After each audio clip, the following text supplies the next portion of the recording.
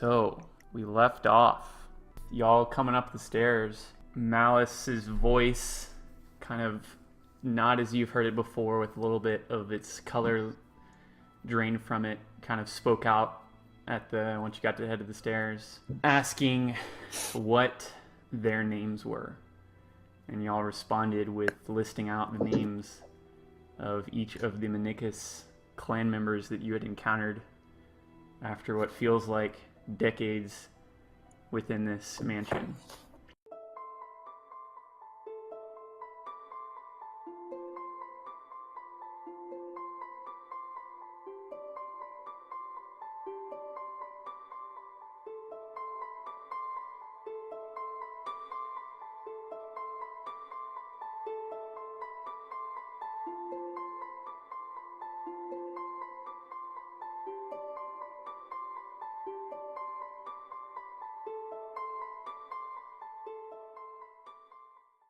And after you finish speaking all of the names, a familiar but somewhat lesser figure of Malice Menicus appeared before you, wearing his same kind of flamboyant cloak, trousers, like jester-like trousers, his big floppy hat, but his clothes are in tatters, they have holes in them, they're discolored, his voice is somewhat defeated.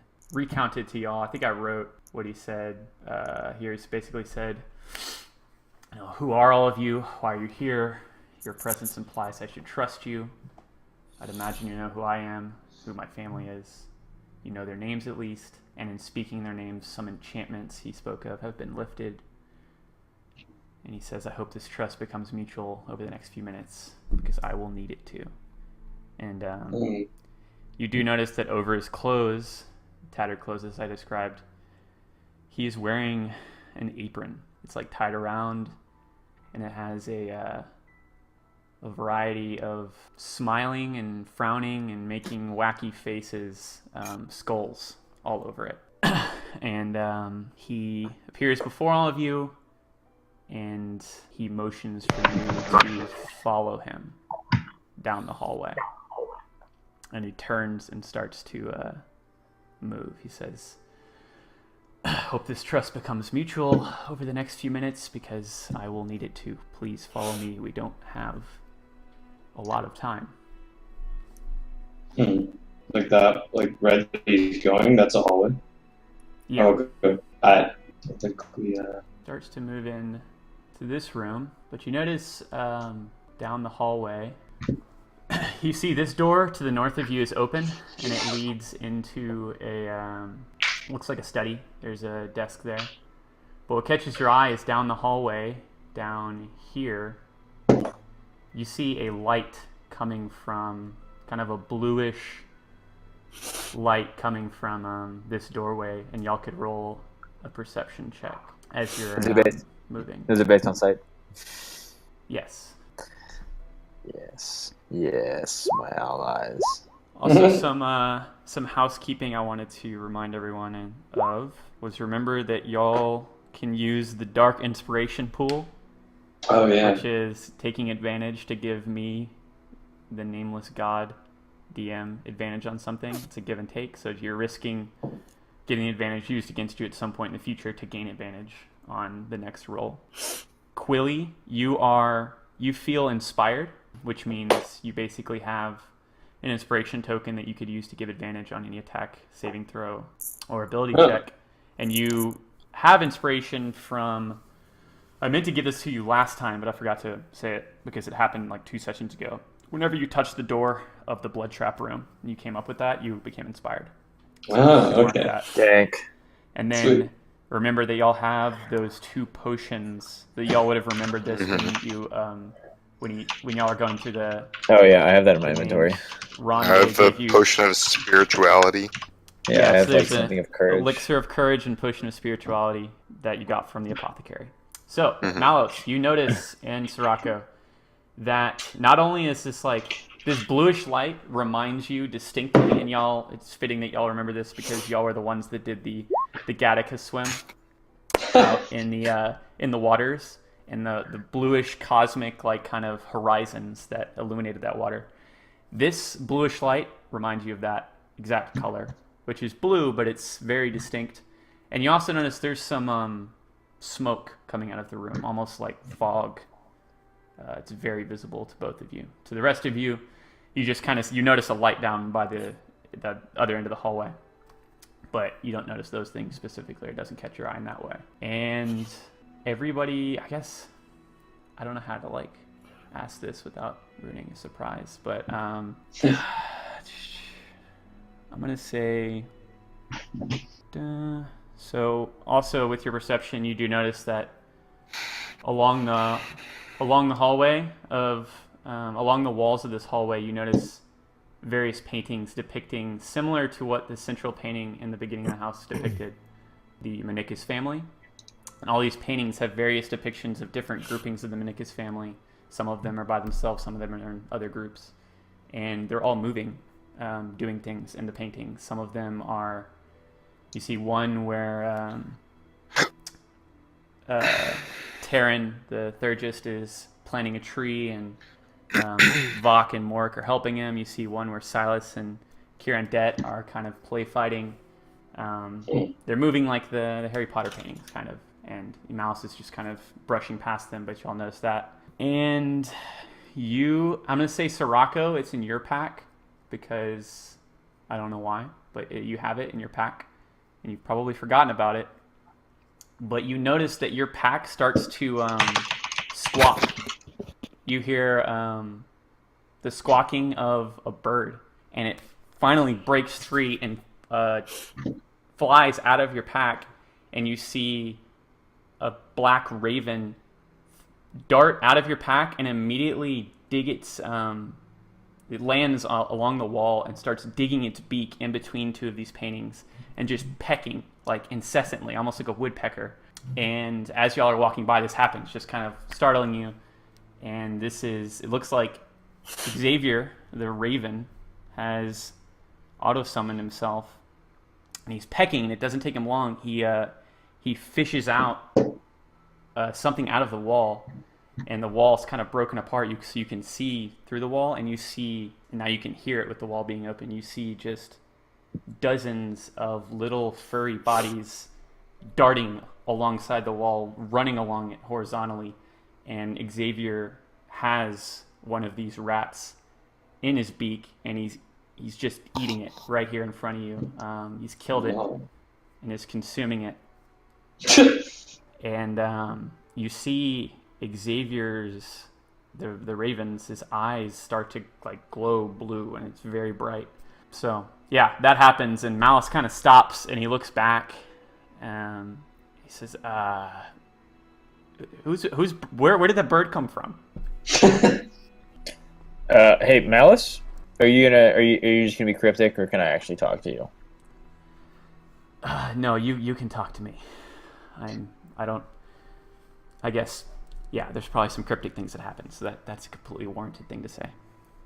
Yeah, a lot of cryptic things, like really, like honestly, kind of horrible place you have here. We'd really like to get out of here alive. Based on what we've seen, seems like you're not all bad, nor is your family. Actually, it seems like you kind of got screwed over by those other families. But at the end of the day, we're still here. We're from the present day. We really need to get out of here.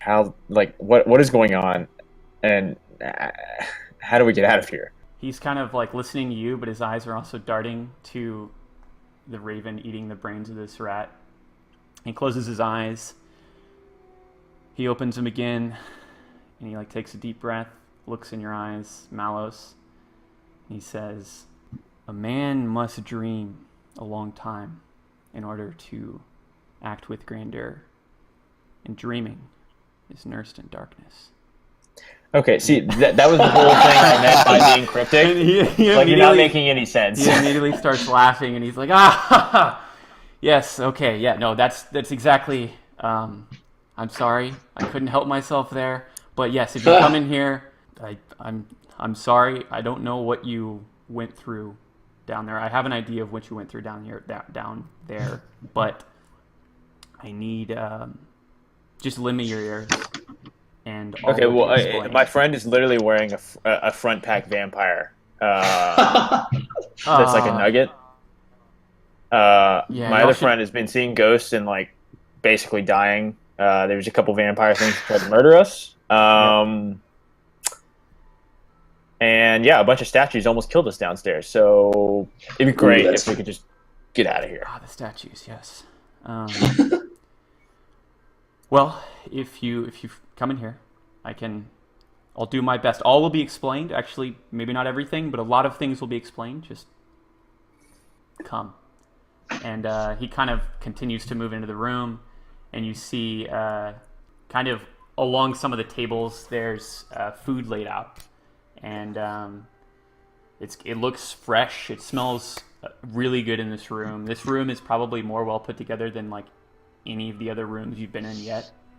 It's well lit, and he takes off his apron and throws it aside, and he goes to the there's like a kitchen area over here with like a sink, and he goes and you hear him like rustling some final things, and he takes 2 more plates and puts them down on the table. He says, feel free to eat this. This should rejuvenate you while I speak." Malice, there was literally rats pouring out of the walls in this place. You want us to eat this food? Ah, yes. The rats. Yes. Xavier, what the fuck are you doing eating that rat? You're disgusting. Stop it. Yeah, Xavier is like almost done. Like the little tail's like coming out of his mouth, and he spits it out. His eyes are still glowing, and then you see him shake his head, and he's like, "Oh man, those things." The Far Realm. That's all I can think about. That I couldn't help myself. I actually don't remember. I'm not actually allowed to do what I just did. You have to release me from the statue. But these rats in the walls, they're infused with energy from what I just said, the Far Realm. I don't know how I know that, but man, that was tasty. And Malice is just like, I didn't actually know that, but those rats, that's one of the enchantments. That's one of the enchantments, and he points kind of to the east wall. That's one of the enchantments they have here. They put the rats to shield kind of this whole upstairs. But Far Realm, that's interesting. I can't think about that right now. That doesn't matter. Huh. Okay, yeah, I'm not gonna think about it either because it doesn't make any fucking sense. Are you telling me that this food's not gonna kill me? That food is going to do the opposite of kill you. It's going to make you feel, like I said, rejuvenated, and that's why. Sad story, actually. This is the same food, and I know you won't believe me, but it's true. This is the same food that I prepared. It was going to be our last supper. It was a feast meant for what I considered my family to be heroes. It's a heroes feast that was prepared to be eaten on the night of the night we were, murdered by our friends. Oh, well, not friends, what we thought were friends, but yeah, that's why it's still here, and that's why it's gone uneaten all these years. No living beings have been upstairs since that time. Whoa. But I offered it up as a gift to you because your journey's not yet over, and I'm going to need your help. Okay, what are you gonna need our help with? What? That room over there, you saw the light. There's occupants in that room right now, and as I said, I don't have much time because they don't know you're here because of one little enchantment that I've been able to put into play. And the coalescence, you saw the big ball of black and white energy above the house. Yeah, that's back because of this meeting. It's very timely, and I know what you're thinking. Why am I still here? I'm dead. Why are any of us still here? The house is just haunted, right? Well, that's not true. The truth is, we've been waiting for someone, for anyone, whether within Beckinsale or not, to give a damn. And let me tell you, better yet, let me show you. I don't know how to explain those occupants now that I'm thinking about it, why we are still here. Elysium doesn't wait for us. We still have a lot of work to do. Please, eat quickly and come with me. And he starts to lead you out of the room. He's saying he has something to show you, essentially. So you just brought us in here for dinner.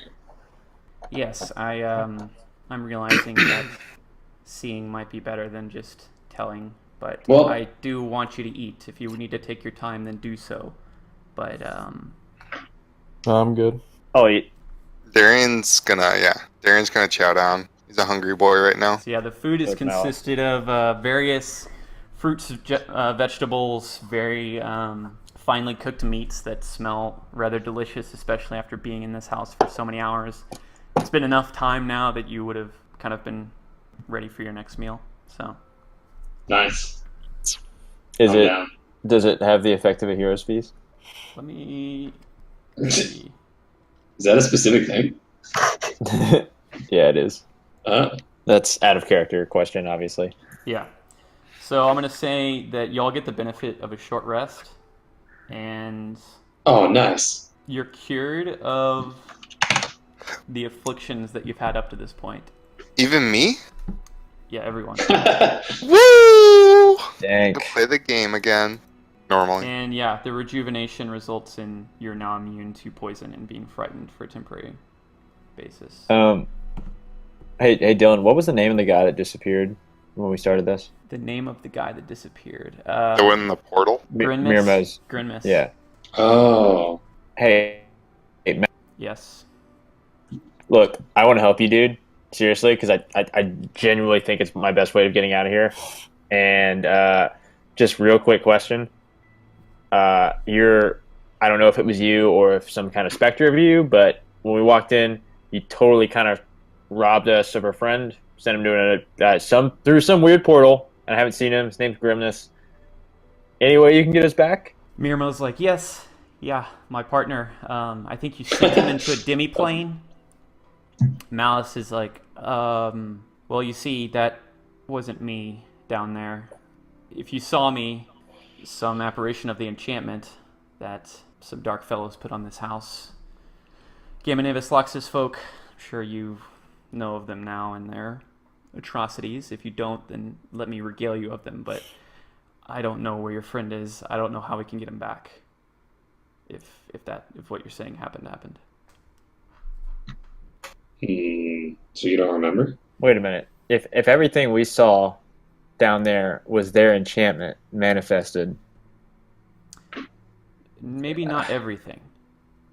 You see, they took control of the house after we were killed, and they turned it into a symbol, an icon, and it's kind of become the boogeyman of this town, a town so filled with evils and things that they want to keep hidden, the powers that be, that they made this place into their own scapegoat. However, the spirits of my family are strong, and I've managed to survive up here as a caretaker because of my own strength. And I'm not so arrogant as to say we planned for this outcome, but there were certain contingencies in place that their spirits would live on and do what they could to persist. And I asked for their names to allow you up here as a kind of trust exercise, and also to confirm my own curiosity about that theory of their persistence. So, yes, much of what you probably encountered and probably tried to kill you down there was dark enchantments, but that's not to say that pieces of the Menicus folk didn't survive, and I'd always hoped they did, and I think they did, based on your knowledge of their names. That was how we always communicated with one another. We never forgot where we came from, even though we all came from different places. all right, I'm on board. Hey, Sirocco / anybody else that hasn't eaten, I feel great after eating that shit. You should probably do it. Yeah, Darren's gonna rub his belly. Be like, "This is delicious food." I'm gonna take some food and put it in my pack, but I'm not gonna eat it yet. Glad you liked it. So y'all could roll hit dice, whoever ate, to short rest and whatnot. I'm at full. I got my juicy spell slots back though. Yep. So any short rest, arcane recovery, warlock. I guess Sirocco hasn't eaten, so I don't know. What? Did the monks get their key points back at long rest or short rest? Short, but I'm taking some. I'm just not eating it right now. So what are you taking? What are you taking? They got like chicken, they got steak, boy. they got Whatever makes the Some most leafy sense vegetables? to be able to. I'm gonna take some how much? steak, and some vegetables, and I'm gonna wrap it up in like a little cloth and put it in my You can bag. make like a sandwich, okay. I'm gonna make a. Yeah, I'll make like a steak sandwich. sandwich. I'll be the first one in this universe to make a sandwich. Cannon for a sandwich. And while you're like gathering all this up and everybody's eating and whatnot, All right, I'm back to Um, Max. Xavier flies out of the room again, and you hear him pecking again on the wall, and he's like, "We got a hero's feast over here!" And he looks at the rat. Jesus. All right, Malice. When you say they're meeting over here, do you mean like the Gaminivis and the Loxus? Oh Fools. no, much worse. Oh, good. Where to begin? I don't know what you found out. I don't know what you know about Beckinsale, but this place is so much worse than you think it is. Not just Manicus Manor now. In our day, it was fine. It was great. But the point is, Beckinsale is a place of corruption. And the Gaminivis clan, the Loxus clan, they're complicit in so much beyond just the murder of the Manicus family, my family. But the first thing you understand is a century ago, however long ago it was, I don't know, I've lost track of time. I didn't build this manor here with my bare hands. Me and Barrick. I didn't build it here without cause. I didn't gather my companions here over all those years, those that would become my family, in order to murder and corrupt this family as the Gamins and Loxus likely tell it. I don't still exist now because I am a spirit of evil. This manor does not harbor evil. It did not harbor evil. It kept it at bay. We built this manor and the magics which produced it in order to keep certain evils at bay, specifically associated with this coalescence that you're now seeing. We were the only thing, you might say, this powerful collection of individuals. He kind of looks at each one of you. Not unlike yourselves, don't look like you're related, but you came together for a reason. Hey, Dylan. When you said coalescence, you kind of cut out for a little bit. I don't. Maybe it was just for me. Okay. Yeah, so he's basically saying we kept the coalescence at bay, we came together for a reason, and he's looking at each one of you. He's like, y'all don't look related, but you came together for a reason. You had some collective mission you wished to accomplish. You were brought together. Mm-hmm. And this manor wasn't to keep the corruption away from us while we told away within its small walls, I don't know, what's their latest story, murdering and orgying, as the Gamins and Loxus might have it. We had higher interests. None of us were bound by blood. Like, as I've said, we're all outsiders. Different races, different species even. And at the beginning, we wished to work with the Gaminivis and Loxus families before we knew who they were. You see there was a ley line underneath this house that's why we built the house here, because this coalescence had great power, and as anyone might know, great power can lead either way. And we actually invited the Gaminivis and Loxus families into the knowledge of what this power was, and our own plan as a group, as the Manicus clan, to try to keep it at bay. And that was our grave mistake, because the Gaminivis family is just pure vampires. They are, their machinations involve trying to return through the Bacchana, as I'm sure you know about Beckinsale. It's what we're known for. They invoked the blood of the old gods, old blood gods, I should say. The Loxus family, on the other hand, consorted with demons, the undead, and they, for years, tried to bring up that which was fallen from the Forest of Shadows. And their corruption was what caused us to become insular, to become isolated from the rest of the community, which, in retrospect, made it easier for them to vilify us. But the coalescence was not something we could handle on our own, and we learned that too late. It began to leak out, and it spread to all of Beckinsale, and we couldn't stop it.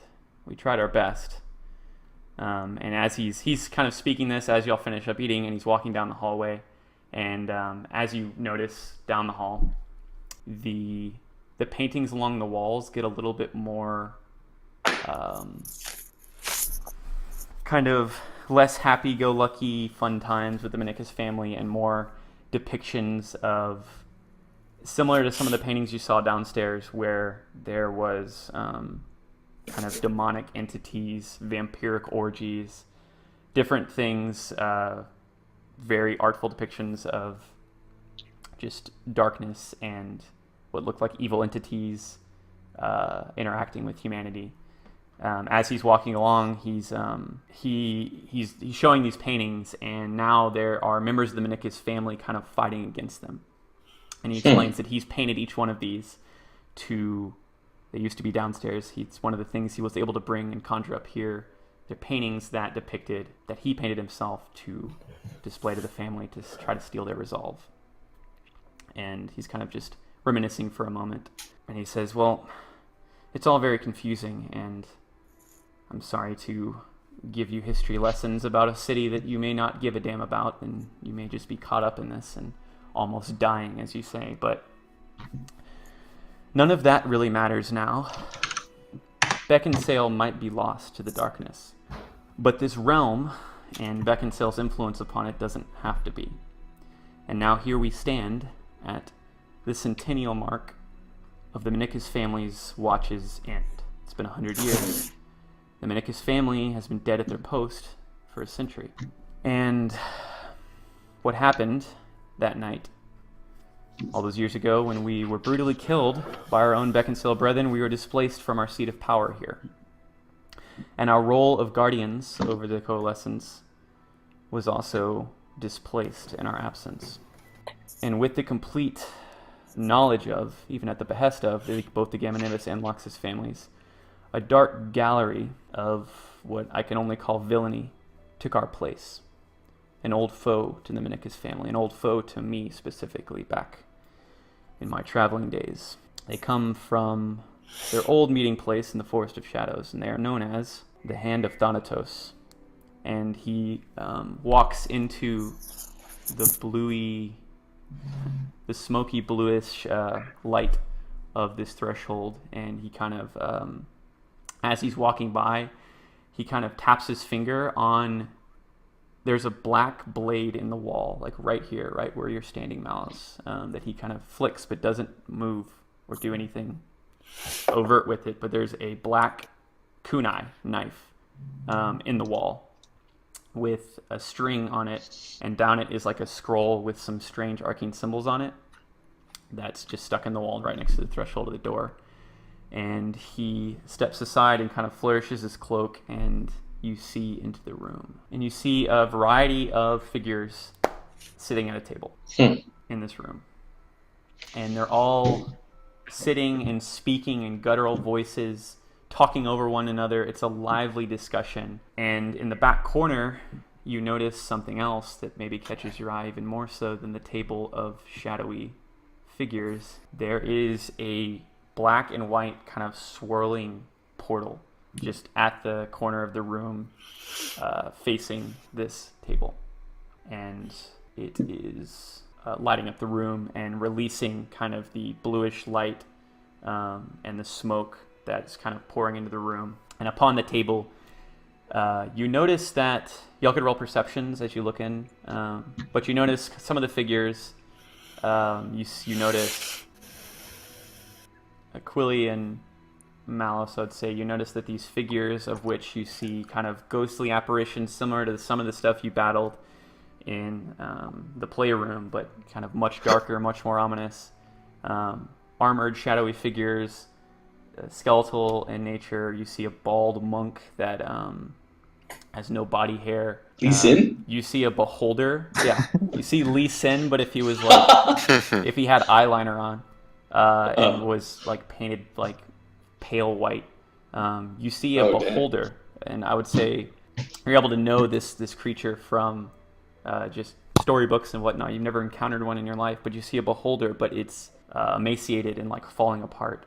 And Sirocco, you notice this most of all, but everyone kind of can tell that all of these figures are kind of in the same way you saw all the Menicus family members downstairs. They were there, but they weren't there. They were like almost astral projection type ghostly images. All of the figures at the table appear that way.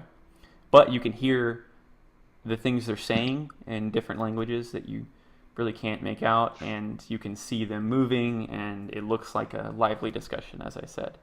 But Malice points to them. He says, the hand of Thanatos has plotted their return from the righteous banishment at the hands of the Menicus clan for over 100 years.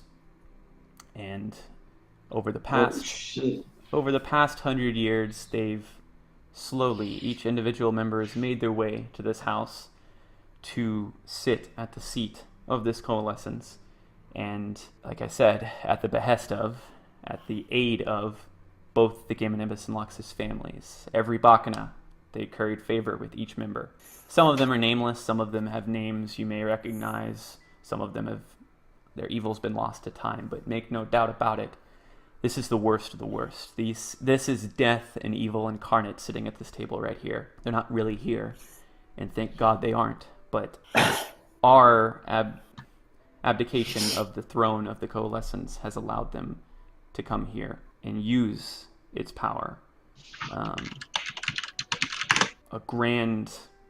To plot their grand, what's the word you might say. And then everybody's kind of sitting there, and you see Xavier fly from down the hall from his latest rat meal. He's on his third or fourth, and he's just flapping his wings, and he screams in his little raven voice, "Conspiracy! This is exactly..." And he's like sitting on the shoulder of you, Malice, kind of at the head of the room. "This is exactly the type of thing I was worried about." And he's staring into the room, seeing the same things you're seeing now. The combination, and he's like, you see his eyes kind of glowing blue again as he swallows this latest tail of this rat. It's like the combination of Solus and Tenebris is strictly forbidden within planar cosmic law. All sorts of uncontrollable chaos starts happening when you bring two disparate things together and try to control it. If only I could have warned someone. Why did I have to go and kill myself? But God damn it, I was right. And he's like just kind of squawking, and he kind of goes into like this mumbling, rambling from there. And Malice kind of squints his eyes and looks at this little raven. It's like, conspiracy, that was the word I was looking for, but what the fuck? Yep, I don't know. I grab the raven and I throw it at Sirocco. Who the fuck is that? I catch it in my bag. All right. It's like, I will not be silenced! And then the back is on him. Okay, well, the table of horrific monsters is all fine and dandy. What do you want us to do? There is something in this room that isn't an apparition. You see, something I've learned over the years being a caretaker here. The Coalescence wasn't just some nameless energy source that was evil or good, bringing together, like your raven friend just said, Solus and Tenebris. Those strange powers in the shadows and the lights. I don't know if I subscribe to all that. The Coalescence is another plane of existence. And this ley line where I built the house was simply where its hold, or our purchase upon its reality, or it's upon ours, or vice versa, is weakest, and portals to it can open. And that right there, and he points to the portal in the back of the room, that is real. And I don't know exactly the nature of this conspiracy they're plotting. I can only understand some of it, as you can. But the Death's hand, Thanatos, the hand of Thanatos here, their plans have to do with that portal and what's within it. I can't go there, but I need you to. And I don't know what's on the other side. I don't know what will happen. I don't even know if you can return. That's notwithstanding, I'll do everything in my power to help you. Even now I feel stronger, but that is the mission. That is the job that and as I said, I don't know you. You don't really owe me anything. I know you just want to escape. I frankly don't know why you're here. What brought you here? Well, the Gamenibus and Loxus family, I'm assuming, let me guess, they hired exorcists of some kind to come and deal with the house, let's say. there is a giant floating orb above the house. Do you realize? Yes. I didn't know how visible it was to mortals, but I'm aware of that. But if that's what drew you, then yes, that's... But your credentials for being in the house to deal with it, I guess. You're strong, right?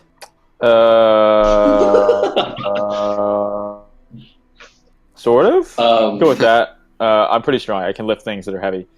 That'll be useful, I think. Maybe not you know enough. one of your buddies disappeared through some massive interplanar portal last I heard? He's speaking about It was Igor. some... Yeah. Yeah. Yeah. I was Chloe asking, did. I'm asking the rest of the party. Yeah, he did. It's kind of a bummer. We're all kind of worried about interplayer portals right now, which is kind of why I don't want to go in there. But Yeah. I feel that. I don't know Alright. how I feel about this. well, it's Can I either throw the bird through?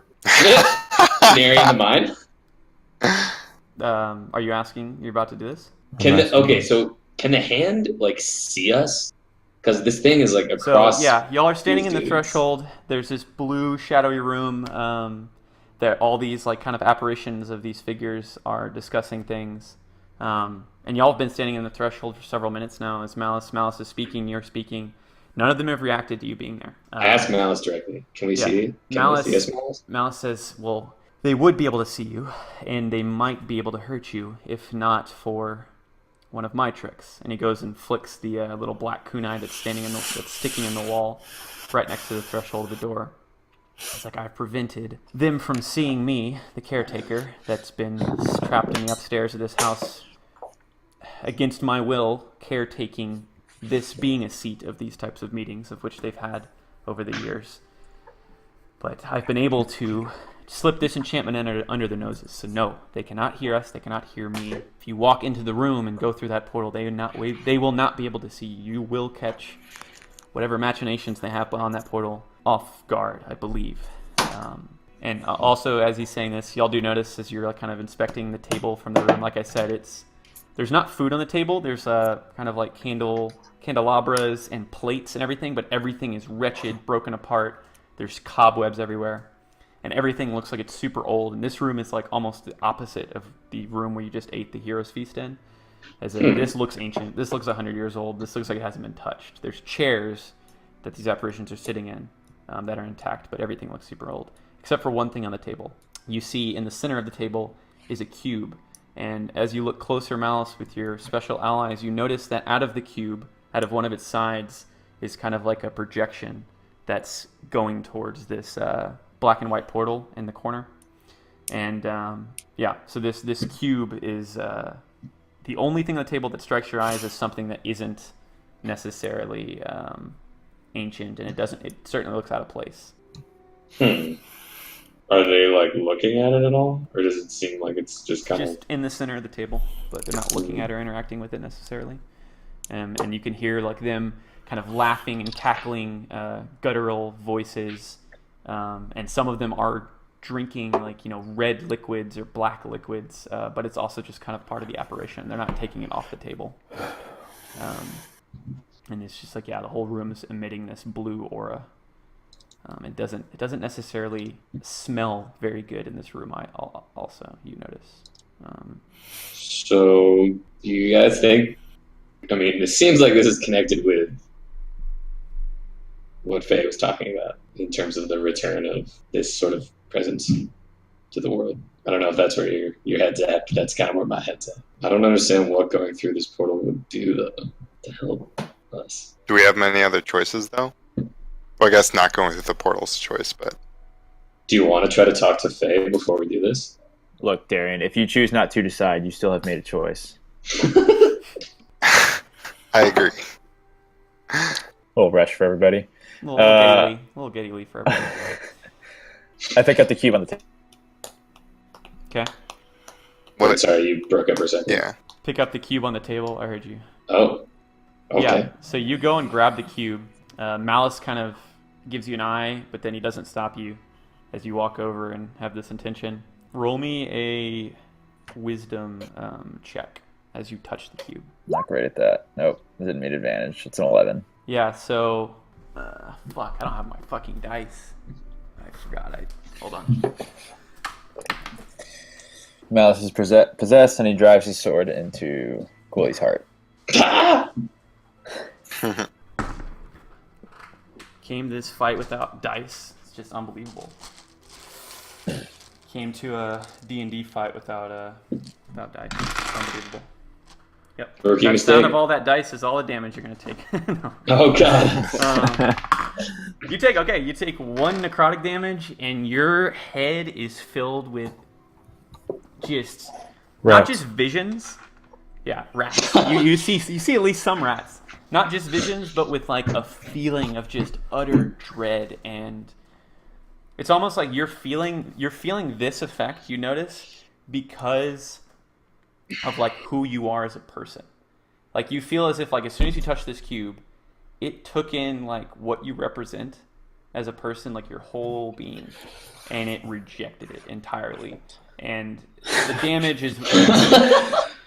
is weak, but it's giving you, it's almost like it's giving you these images and this feeling of dread, and like you see just images of suffering, death, undeath.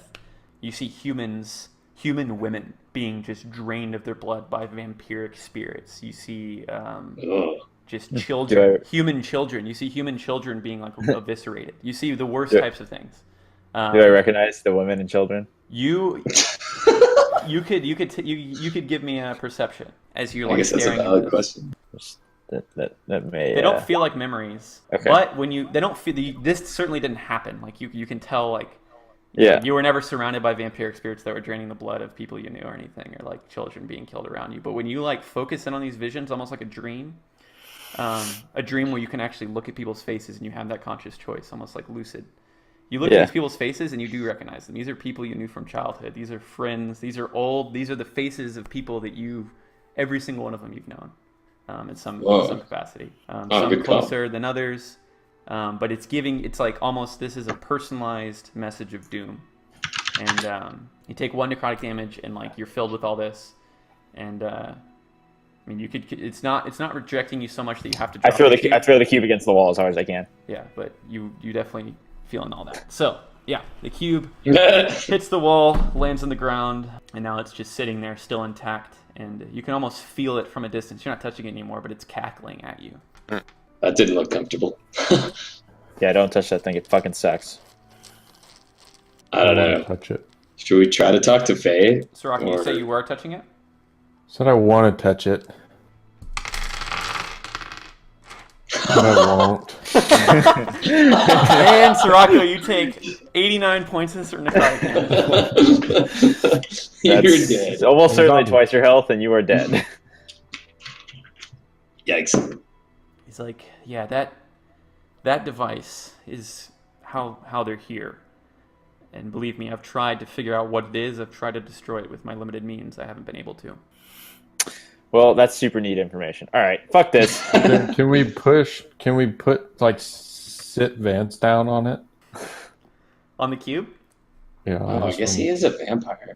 Yeah. Okay. So you're basically gonna force. We're Vince gonna to- hold Vance on there. Yeah. Okay. I Wait. I am taking no part of that. Hold on. Okay. I just want to see if there's like some type of reaction. But I mean, we haven't let Vance out, so like let's let him. Yeah, I'll take him off and ask him if he So recognizes. Vance has baby legs the now. cube.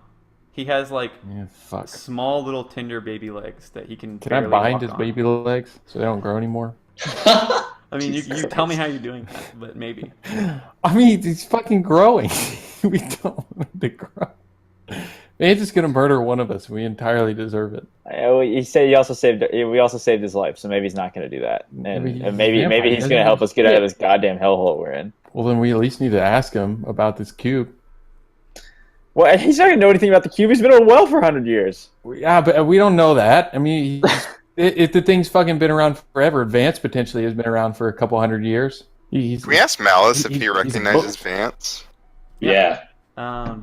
So you say he's like seen him because he's on Quilly's like front path Yeah. or whatever. So he's been aware of him, but he hasn't commented or anything. So you bring it up. You say, "Do you recognize Vance?" He's like, kind of squints for a second. Vance from Lock Gaze, the seaside journalist person that traveled and wanted to interview me. Yeah, I know Vance. Is that Vance? Oh, You tell me. I mean, Didn't this he is say a something about- Vance. Didn't Well, he if say this is something about- the Jesus Vance. Christ! All What right. the fuck happened to him? How is he still All right, alive? all right. We got to stop torturing Vance. He's fucking Jesus Christ. He got turned into a vampire and left at the bottom of a well for 100 years. Why the fuck are we torturing this poor kid? So like this is, are you asking this as like Quilly and Sirocco are like lowering him onto the cube, and then this is like something just a moment. I guess before? preferably before. If they're doing that right now, I am trying my best to prevent it. I'm So not. y'all tell me. I don't know. I asked Vance if he like can feel any like power from the cube. So you've touched him to the cube. So if you've touched him to the cube and that's confirmed, then No. If they try to touch him to the cube, I'm going to try to prevent it. So you're asking if he can feel something from the cube from far. Is what you're asking. Yeah, or like kind of close. Vance, you want to touch the cube? He's like, oh, he's like looking at everybody, kind of shifting his eyes. He's like, No, this feels Vance, like you a don't want trap. to- Vance, you don't want to touch the cube. I just touched it. It's fucking horrible. Guys, he's a fucking journalist that was turned into a vampire by some shitty fucking Gavinettis whatever motherfucker. Like, he's not going to know anything about some interdimensional cube that's summoning Death's fucking scary fucking interdimensional hand. What the fuck are we doing? We gotta get this guy out of here. We gotta get out of here. What the fuck are you guys doing? We probably shouldn't take Vance's. We should let him go. No, let's get him the fuck out of here. But are we going through the portal or not? I don't know. I feel like we should. I stepped through the portal. Fuck this. Vance is What? like, if y'all I are jumped through the going, portal. I'm going. Malice rushes in. We throw Vance in. Wait, Vance says if y'all are going, I'm going. Yeah, Vance is like, we've come this far. I guess if that's where y'all's destination is, then send Okay. me in. He's like wobbling I on his throw baby Vance in. legs. It's like, whoa, not too sure about these. All right. No, I picked Vance up and front pack him. Vance, you're staying with me. We're getting out of this together. So Malice, as you're kind of like approaching the portal, he's like, Malice sees that and he's like, there's something. As I said, I don't necessarily know what you'll encounter, but I think I trust your judgment. React accordingly. You're not going to encounter something probably good, and I think you'll have the power. As I see all of you got this far, I think you have enough strength to handle what may be on the other side. Use your best judgment, as I said. But he's like kind of remembering something. He's like in his head. It's like I think I can help beyond what I previously thought, and I think you're gonna need this. And he grabs the kunai out of the wall, and he stands there for a second, looking at like the inside. And the hand of Thanatos doesn't react or anything. He kind of spins it on his finger, and then tosses it to you, Malice. And he says, "Take that, and when you're ready to use it, when you need it, speak the words, 'I am a refugee from misfortune.'" And no history check needed. Those words you remember as that was in different languages. That was over the portal of the entrance to the house. Can you repeat them? Sorry, you cut out. He said, "Speak the words, 'I am a refugee from misfortune,' and throw the kunai when you need it, because it will cause bad things to happen to your enemy, essentially." All right. I like I'll it. give you the full thing on what it actually does, but I'm a refugee from misfortune. No history check needed. Do you remember that? That was in a different. Each word was in a different language, but that was the motto of the house whenever you walked in over the portal of the Okay. Menicus house. Before I walk through the portal, I'm gonna slug the elixir of courage, and then I'm gonna turn around, and I'm gonna look at Quillid, and I'm just gonna whisper, "The boys are back in town," and I'm gonna give him bardic inspiration, and I'm gonna walk, and then I'm gonna walk through the portal. Okay. Mirmo would be close at hand. You have Vance is on your chest. All right. What is everybody else doing? I kind of want. Hey, Alex, that means you have on any like attack or saving throw or like any dice roll you can add whenever you roll you can add a d6. Oh, nice. That's awesome. How long does it last? That's a good question. 10 It minutes, I lasts think. for either I think 1 it's minute 10 or 10 minutes. minutes. Yeah. I think it's 10 minutes, but let me check real quick. Bardic inspiration 10 minutes. Okay. I kind of want to ask Alright. Faye if she knows anything about this. But if you guys don't trust her, then and don't think she can help, then I'm also down to just go. Can we talk to Faye right now? Is there a way to talk to Didn't Faye we give her a remotely? stone or some shit? So I mean, we gave her some. y'all No, have- far speed. y'all have a That's stone pretty of limited, I sending, think. but it's amongst y'all. So y'all. I can thought we use the gave stone her of one. sending between y'all. Well, Mm, I think we took him back. We gave Raph one for a little Okay. bit. Raphael had one, and then that's how Okay. y'all were able to communicate him. But like, there's that 6 months time. I think where it's y'all me are and Darian. trading. I think it's me. Yeah, I think it's me and Darian that That have was them. y'all's item that y'all have on your person. Gotcha. I mean, if she could give us some background on this, maybe it'd help us know what we're getting into. Or if you want to just go for it, we can also just go for it. Dog, I am through the portal. yeah. Let's go. As soon as the second my bardic inspiration left my lips, I walked through the portal. Okay. All right. Guess we're going. I don't know what you guys are doing, but I am through the portal. Darian, I'm do you want to following. talk to Faye? Okay. Let's go. I hop in. Okay. Yeah, I'm gonna draw Lament and run through. Okay. Yeah, I've got my weapons drawn, advanced front packed. I'm gonna eat my sandwich. Okay, so I'm imagining like everybody's like, all right, let's go, and like Malice says these epic words or whatever, and then like Soraka takes a step, and then he stops, and Malice is like watching you, and he's like, Godspeed, and then you like take out a sandwich and you start nibbling on it. I take my time walking through.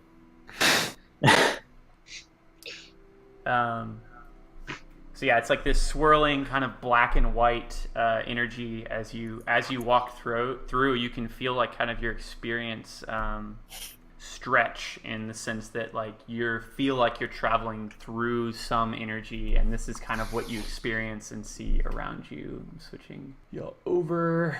Oh, we're out of the house, boys. Dang. Oh shit! New page. What? Oh shit! Whoa. You bear witness to Wizard of this for Oz. like what your body experiences for about like probably 1 second or a half a second, but your mind kind of stretches this and you see events unfold. You see the forces of, you can only It's a yin yang assume, symbol. light and darkness kind of coalescing around each other and battling this endless war. And kind of in the same way, whenever you touch that cube, that your mind was playing tricks on you, making you experience things. You experience kind of the highs and lows of energy and light and darkness and opposites and the melding of opposites together in a war, in a battle, in this just fraught experience of conflict and discord, order and chaos, you name it. And then it's over and you feel yourself on solid ground again. It feels like you're outside. You can feel kind of a breeze on your faces, and you're in grass. And you see a platform ahead of you, and you see figures surrounding a central dais. And above you in the sky, you see, very similar to this site right here on this page, you just see a storm of white and black. Not unlike the coalescence over the house in Beckinsale, but extended over the whole sky. And then you look and you take in your surroundings, and this is what you see. Copied all your characters over. Kind of in the same moment that y'all step down and you're just here, you've been teleported before this raised platform, as I said, with figures around it. You soon recognize those figures to be the same ones that you saw around the table, but they look a little bit more real now. And they're surrounding something. They're chanting in unison in a language you can't fully understand. I'm trying to think. It was like I think I had music planned for this and everything, and it got deleted. I was gonna switch to music. And in the center, where all these beings are surrounded, that they're chanting, you see a large black figure kind of raise up, and in one hand it has a scythe, and you hear it scream into this black and white sky in a language you don't understand. But you could roll a... What languages does everybody speak? All of Use some them. language lore. Draconic. Common. Celestial, Elvish, Infernal, Undercommon. Celestial and common. I think I speak Common and Genasi and the one evil one. I don't know. Abyssal? Infernal. I think Infernal, yeah, because I'm a fire So nobody Genasi. speaks Abyssal? I don't think so. No. Let's say the person that knows Infernal would be able to make out. It screams, "The Coalescence demands life and death, the two most powerful forces in the multiverse." And it says, "We will use the many lives that have been expired within this household and within this city in order to forge new kinds of power. What better use of life could there possibly be?" And it begins to turn, and you see all of these figures turn to face y'all. And you see below all the figures surrounding the Titan-like figure, there's kind of like these arcane summoning symbols that are blackened and glowing, and they begin to fade. And all of these darkened figures that you know of now as the Hand of Thanatos begin to laugh as they fade as well, one by one. And Oh shit. you see all of these figures now turn to you on their raised Do we dice, recognize that as a Grave Titan? and y'all can roll initiative. And I don't know. Maybe. What do I get from eating the So food? good. Or do I You get get to anything benefit anymore? from a short rest. You're immune to 2d10. poison, 2d10. and you're immune to frighten. And the elixir of courage that you drank, Mallow. Ah! That sucks. The elixir of courage gives you immunity to fear, which you already just got from the Hero's Feast, and gives inspiration to you, Malice. Neat. So you inspired yourself while you inspired Billy. So, this guy seems like kind of a boss man. What are these little things to the left of me? We're alive, and you're about to be real dead. Oh, fuck. And I draw my swords. I'll say, yeah, I don't know. Death is included. I think we're gonna keep the life, and you can have the dead. Malice sighs, and it's like, that's kind of just a variation on what I just said. Maybe, but different. And that's how y'all spend your first turn. Okay.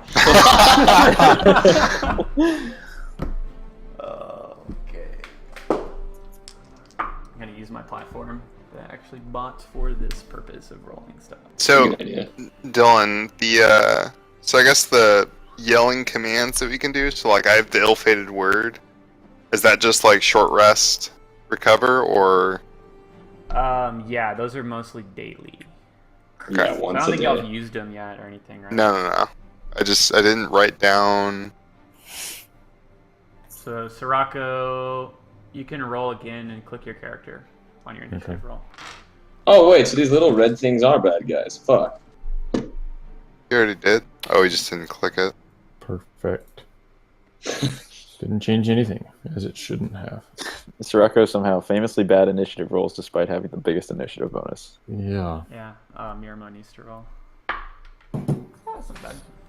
Oh shit, there's a death scythe dude in the back too. Oh man. That's the person that'll be going first. Fuck. So you see this figure in the back kind of step into the picture behind this Titan giant figure. This is the size of a giant in the center.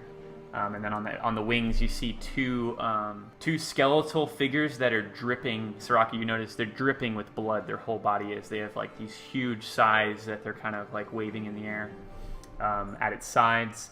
And then you see a figure step around into vision that, honestly, Darian is armored a lot like you, but has a skull for a face. The guy in the middle? The guy in the back. Oh, the guy in the back. Okay. Let me see what this guy can do. Then Malice will be next after this guy. Moves, does something. Let me see. What do these abilities do? Yeah, wait, how far are we Did from this this? stuff in a while. I gotta see someone use some abilities. I'm gonna need to see. I gotta see some abilities. I'm gonna need to see some abilities. What is it? Fucking Russ. Russell? Russ. Oh dude. I'm gonna need I to wonder see what some he's abilities. doing these days. Huh? He's always like, oh, I gotta be quiet, my girlfriend's going to sleep. he answer the phone. Yeah, what's up, baby? No, I'm just playing a game. I'm almost done. I gotta see some. I'm gonna need to see some abilities. Oh man. So it is gonna move pretty far. I'm glad I'm You're going right like here. last. And you see its sword. It's just walks slowly. It's dashing, but it's not actually dashing. It's walking slowly, like Michael Myers. And then it hits its sword and ignites it in kind of this circular electrical energy. And it's kind of, the electricity is dark, shadowy. And then it would be Malice's turn. All right, Wait, is I'm this gonna, like a I'm gonna duel? fucking step to this guy. Ooh. Hey, Skullface, you don't scare me at all. I'm gonna fucking whip Olivar out and take a swing. Okay. That is going to hit narrowly. So Shit. you walk up, swing your sword. He moves to parry, but you get just inside his defense at the last second and slash him across the armor. And that does solid damage. You see him kind of like silently recoil from that strike, but stand strong. Is that all you'd like to do in your turn? No, I'm gonna swing with my dagger and okay. Wait, actually, can I use a? So when I hit with a weapon attack, I'm gonna expend a superiority die, Mm-hmm. and I'm gonna do a disarming attack. So I get to roll. Okay. So my superiority die are the D8, and I get to add the damage to the D8, and it has to succeed on a DC 15 Strength saving throw, or it's disarmed. So it takes an additional 7 damage, Okay. and it has to succeed on a DC 15 Strength saving throw. Strength. Okay. This thing looks like it has some undead biceps. I'll tell you. But it's gonna Damn. attempt this. You said DC 15. It does Yeah. not pass. So you see Fuck its yeah. hand release this. Yeah, you see its hand release its sword. It drops to the ground. The electrical energy kind of dissipates from the sword itself. It's still like around his hand, but he's just like looking at you silently. Welcome to the cage, bitch. That's my turn. Okay. Quilly, it would be your turn next. All right. Oh wait. I wanted to attack again. Okay. Yeah. Sorry, my bad. All right, that didn't hit.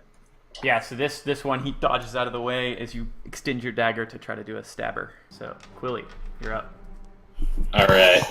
I will also run up to this guy. How does the flanking thing work? So You have to be flanking, able to you have draw a be line through him from me to you. Any of those spaces. Oh, okay. Wait, so I was here? Let's see. What's my move? Oh, man, I don't want to be on the far side of this guy, though. I feel like I'm fucked. I'll just chill here. Yeah. But I can attack from this space, right? Yep. Okay, I'm going to move there. And, I'm going to curse this guy. X-Blade's Curse. Okay. Yeah, as a bonus action. And then I'm going to use Booming Blade on him. Fuck this guy up. Blow all the spell slots. So you make a Yeah, melee it's- attack roll. I'll use my dagger. Oop, sorry. Click that twice. Yep. So 15 narrowly hits. Okay. You get just inside his defenses. As he's not unarmed, he kind of looks like he's at a disadvantage as far as how to try to block. But yeah, you hit him with that, so he takes 6, and then you roll a D8 thunder damage Yeah. additionally. Oh, damn. Okay. And then if it willingly moves before the end of next turn, it'll take another 1d8. And then I can use my Warlock ability to attack again with my packed weapon. So He takes an additional 3 damage, right?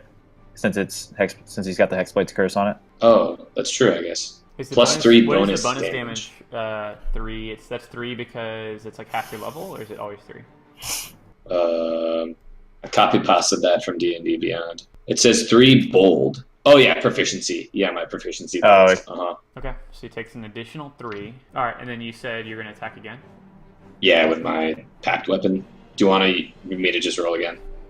Well, is this attack a bonus action? Because you already used that to cast the hex. Yeah, I did, but I have an ability, Alex? Thirsting Blade, that I can attack with my pack weapon twice whenever I take an attack action. Okay, yep, that would work then. Mm-hmm. So, do you want me to just roll it again? Yeah, so you'd roll, I guess, the same attack again, plus 6. Yep. Nice! Hits. So he takes another 6 plus Another 3. Sweet. Okay, so yeah, you're carving them up with your Orc's Bane. You and Malice are going toe to toe. Y'all are kind of stepping up on the stairs. He still has the high ground on you, but you're getting these strikes in. It'd be Mirmo's turn next.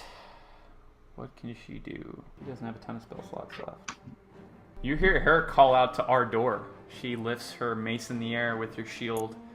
She says, "Ardor, protect me!" And she slams her mace against her shield, and you see white spirits start to like swirl around her. Spiritual guardians are flitting around her at a distance of 15.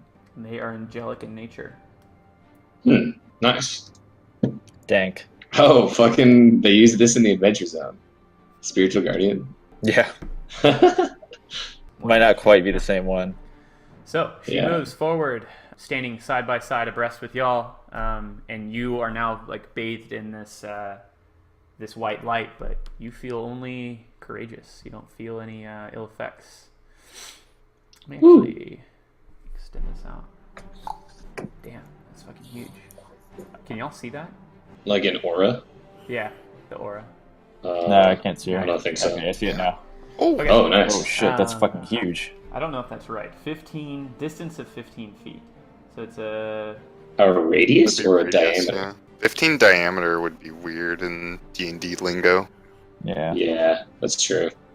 15 just like- radius. He's fucking overpowered though. hmm 15-foot radius. So this is right. Yeah. Hell yeah. This Fuck guy Kyle, we don't need Kyle. Next. So what does that do again? It I guess I don't know if we need to ask Yeah. explicitly or if you'll just tell It us. does but... things that are bad against enemies, as you would know Okay. generally. Okay. So you see this creature kind of shamble its way over. It almost has no lower half. It's like floating across like a ghost might. Gets right here. As it enters this circle of these spiritual beings going around, it kind of takes like a little bit of... It's not like that, but then it moves in and is going to make an attack on Mirmo. Several attacks. Pretty devastating abilities this thing has. Okay. Oh, I guess we could do a check Did on it. Mirmo eat the foodstuffs? Mirmo did eat, Okay, good. so she's feeling better. Both of these giant bloody slashes are going to score, though, upon her. Yikes. So she is going to take some damage. She's trying to duke this out. Damn it, her health is not filled in. That's annoying.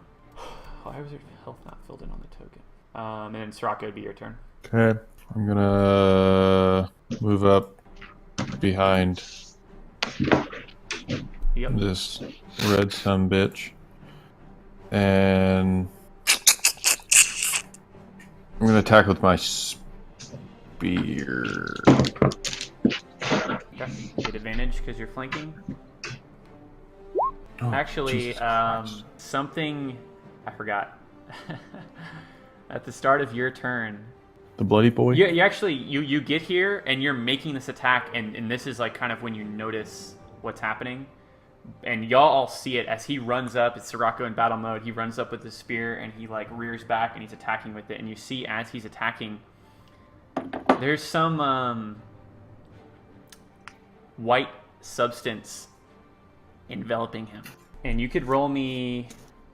Assuming this is this is like a white sticky substance that's like now like enveloping and covering your body, like tendrils are moving all about you. It doesn't necessarily hurt, and the longer you wait, it actually starts to feel a little bit empowering. But if you're going to resist it, you could roll a dexterity saving throw with disadvantage. Okay, I'll resist it. Oh, Oh no. Well, that's a natural one. yikes. Oh, Yeah. no. So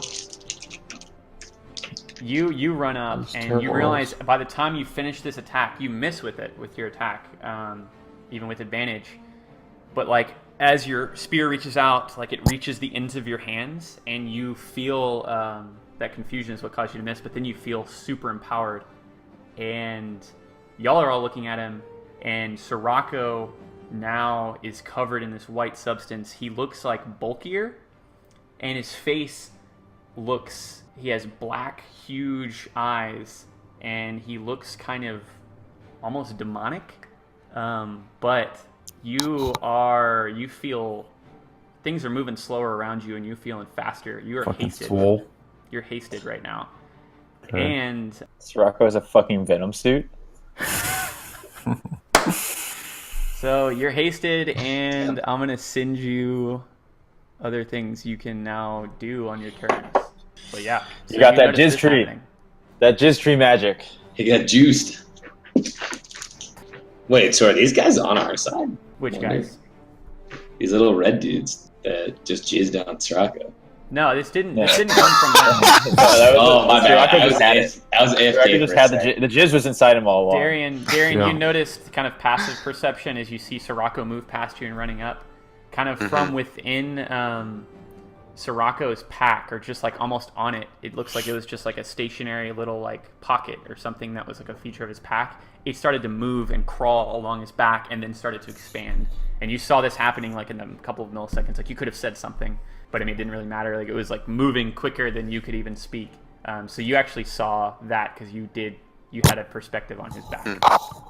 Nah, Darian would have been focused on the battle. He wouldn't have said anything. So Sirocco, you can finish your Are turn. you gonna? Do you say you're gonna send me some stuff, or on my next turn? It's something that you could do on your next turn. This turn you have Okay. haste. You have Gotcha. your Okay. the habit. Then I'm gonna use my bonus for an unarmed strike. Yep. I'll just unarmed strike against that guy. What the fuck, man? Jeez. Christ. That will not hit. So you punch, and you realize like you're using too much strength and less technique, and it's powerful, but it's inaccurate, and you miss. Okay. A 3 and 2 2s. I'll hold And it a at that. Yeah. I need a hot streak. But when you're hasted, you get another action that you can use Oh, to dash, but- disengage, okay. or attack. Okay. Or I'm hide or anything definitely attacking again. I'll spear attack again. What the fuck, man? Hey, Christ. Jesus. That sucks. Mirmo's like, are you alright, Sirocco? Jesus Christ, what the fuck is wrong with you? Like, she like finally sees what's wrong. Sirocco, we need to give you an accuracy spell. But you have advantage with your spear, Sirocco. That's true. And on that last unarmed strike. Oh shit. Jeez. Okay, you can roll damage. Spear The fuck miss. did you roll? Oh, 19. So an unarmed strike. That's what it all comes down to. You rolled so All many that attacking. times. Wait. So you had I missed with the last unarmed strike, the 9 up there. but So then you had advantage on that unarmed strike up top. Yeah, so he gets 2 unarmed strikes. Oh, Well, gotcha. Assuming So, 15. well, I mean, then the second one hit. Just roll like 4 more Second one. times. Right. So I missed with the spear. Right. I missed with the first spear. Yeah. Attack, miss, and then I use unarmed strike. And so you roll a attack. 9 and I a didn't roll 15. again. So you're right. So the 15, I hit with both unarmed strikes, basically. All Okay. right. But I might as well roll again in case the last one's a crit. Yep. Just not. So roll some damage. It already does. So I mean, it's 5 and 5, right? Or wait, Okay, is roll it? damage? Click Oh, on No, unarmed five. strike. 5 is your Oh, is your right. range. You gotta right. Yeah, click that's the damage. range. Okay. All right. So there's 8 and then 15 on the other one, 6. Okay, so 14 total. Let me finish typing this real quick. He'll kick you apart. He'll kick you Fuck is apart. that 5? Oh, it's the range. Sorry. Yeah, it's the range. Damn, dude, your spear has fucking 20 range. That's not I think using- it's are you if I using a throw spear or it. It's the if I whip? throw it. the spear. I'm using yeah. a spear. You So I'm can use using it, 20 but I can throw it So if I spear want. and the whip have a 10 range, 20 to throw it without disadvantage, 60 to long range far it with disadvantage. Okay. That's what that means. Wait, but the spear has 10. Oh, okay. 10. That's what 10 you're saying. normally, yeah. Okay, hold on. I'm typing it out exactly as it appears, just for lore. Okay. So. And I am going to spend one key point for Fangs of the Fire Snake, which just gives me an extra D10 of fire damage whenever I hit with an unarmed. I'm just going to use one key point on one of those unarmed. Okay, so roll me another d10 damage, fire damage. So this thing, you kind of dodges a couple, but you just keep swinging, and then you eventually deliver a strike and engulf it in flames, and that definitely hurt it. Takes all of that. Okay. Okay, so it is the Titan-like creature's turn. And you do notice this thing is wearing like this grand armor. It's the size of a giant, has a giant scythe. Out of its stomach, there are figures just writhing, screaming in agony as it steps forth into this fray that y'all have started. You do see a couple of figures pour out This is bad news. Shit. Of the portal thing? out of the Grave Titan. Okay. Out of the Grave Titan, yeah. As they pour out of his stomach, there's two zombies that hit the ground, and they're like, "Rah!" and they start to rise up. But then you see these God. angelic figures start to like buffet them, and what the fuck damage? Don't have everything memorized. Fucking Miro has 100 spells. 3d8. Okay. Oh, sorry, I clicked my dagger. Yeah, so both of these zombies, as soon as they're at the ground, they start crawling towards you, Sirocco and then Quilly and Malos. But then you see them start to like get ripped apart. Their heads get like kind of bent backwards, and then they just perish, and their bodies start to disintegrate right here. Woo! Grave Titan takes no notice of that. How the hell did I delete that? Takes no notice. It rears back with its giant scythe, and it is going to attack Mirmo first, and then it looks at you, Sirocco, and swings at you as well. What is your AC, Sirocco? 17. Yeah, they're both gonna hit. So Sirocco, you take 14 points of slashing damage, Yikes. Oof. and Mirmo is gonna get hit as well for what looks like very similar dangerous damage. This is a big boy. Yeah. Alright, so this guy is going to move into the circle, and he's going to attack you, Quilly, Oh, man. with 2 attacks. What is your AC? 12. 12. Only one of them is going to hit. He misses. You dodge it by jumping over it. Woo! You take 8 points of slashing damage as this bloody scythe breaks across your armor. Oh. And then, Darian, it would be your turn. How big is this thing actually? Like, It is... I'm trying to get an idea if I could be flanking it. I don't know. I mean, I guess if no one else is engaged in combat with it, the big guy, He's the 15. big daddy. You can definitely flank it. Everything, I mean, Sirocco, Mirmo, and Malos are all threatening it on Okay. that side. It also definitely just engaged Sirocco and Mirmo. Okay. Do I have to be here or here? I don't know if I'm in or You'd out have of to the be circle. up- You'd have to be up one there, at least. Am I out of the circle or in Yeah, the circle? you'd be like partially out of the circle. It doesn't really make a difference. It's Okay. not not giving you any Great. like boon. It's giving the enemies trouble. Great. Okay. I would like to cast Hunter's Mark on the big daddy boy on Grave Titan. Yeah. Hunter's Mark. Mm-hmm. Put the heart on him. Okay. And then I'm going to start swinging with Lament. What's Hunter's Mark do? Whenever I hit an attack, it deals an extra 1d6 Okay. damage. Just And you? you can track it better if it were to Yeah, like, just me. leave or something. Okay. Hunter's Mark is like Mm-hmm. Okay. So advantage and one swing. it's gonna hit. Okay. So damage plus Hunter's Mark. Okay. And then I'm gonna attack again. That'll hit. This thing is not difficult to hit. You hit very quickly. Plus Hunter's Mark. Because it's so damn big. Okay. And then for my is it my bonus action? Yeah, I'm gonna use my bonus action to hit it with Polearm Master as well. Okay. Damage. Hunter's Mark. Okay. So you're carving up the back of this Hunter's Mark's thing. ridiculous. You're carving up the back of this thing, hitting it relatively easily, and it doesn't look like it's. I mean, it's doing damage, but it doesn't. This thing does not take notice of you or anything. Mhm. Are you done? Yes, that is it. Okay. So this thing is going to start its turn here. Whew, take some damage.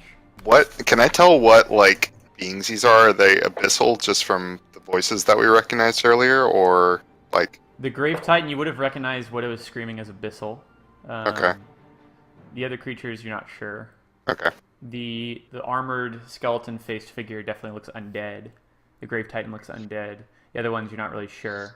Y'all are kind of engaged with them pretty close. They have long, like they have skeletal faces. They have long fangs. I mean, they look undead.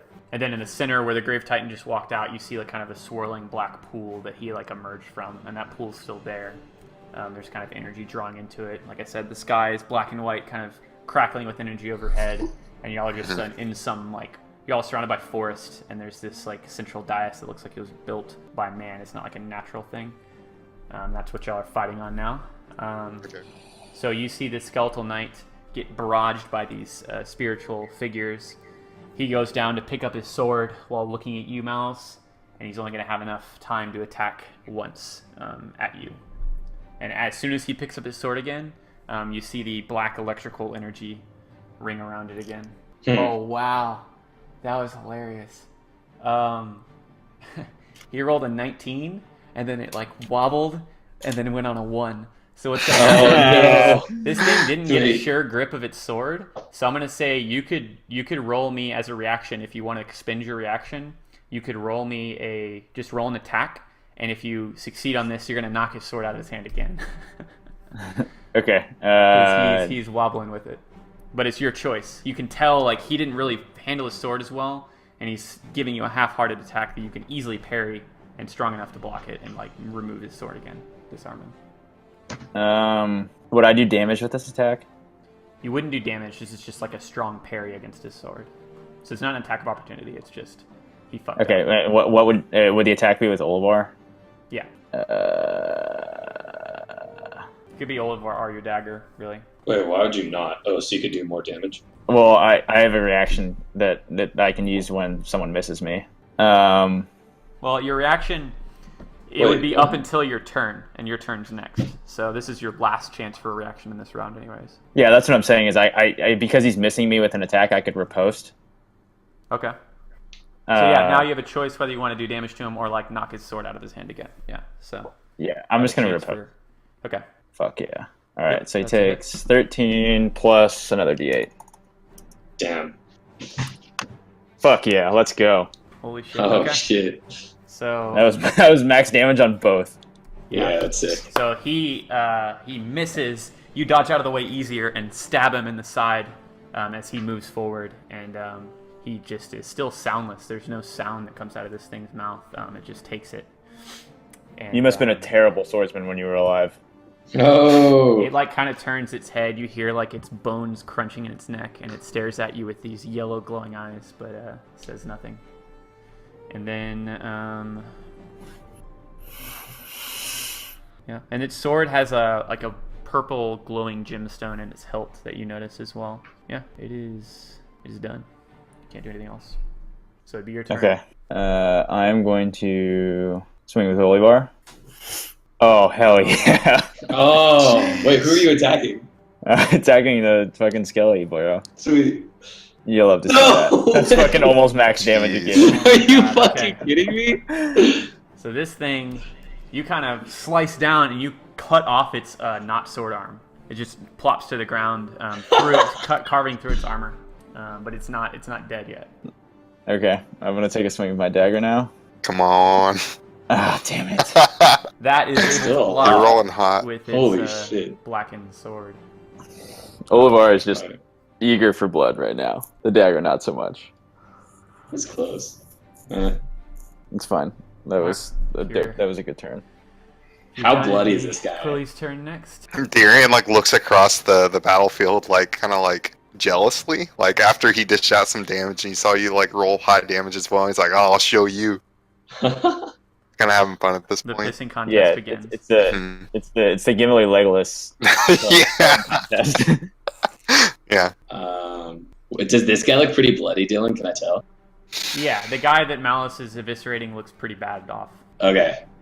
Let's see. What do I want to do? Oh, sorry. I was just trying to see what that does. I forgot about that. That's pretty dope. Yeah, that's the Oh shit, that's a that's fucking the dope thing you spell. got from Aloth, right? Yeah, it is. All right. Yeah, I'm gonna use that then. Okay. And I'll cast it. I'll use my +1 longsword from. Oh God. What's your Oh fuck! What's Damn your it! target? It was on this guy, the shadow dude. Okay. Yeah, so he blocks your attack.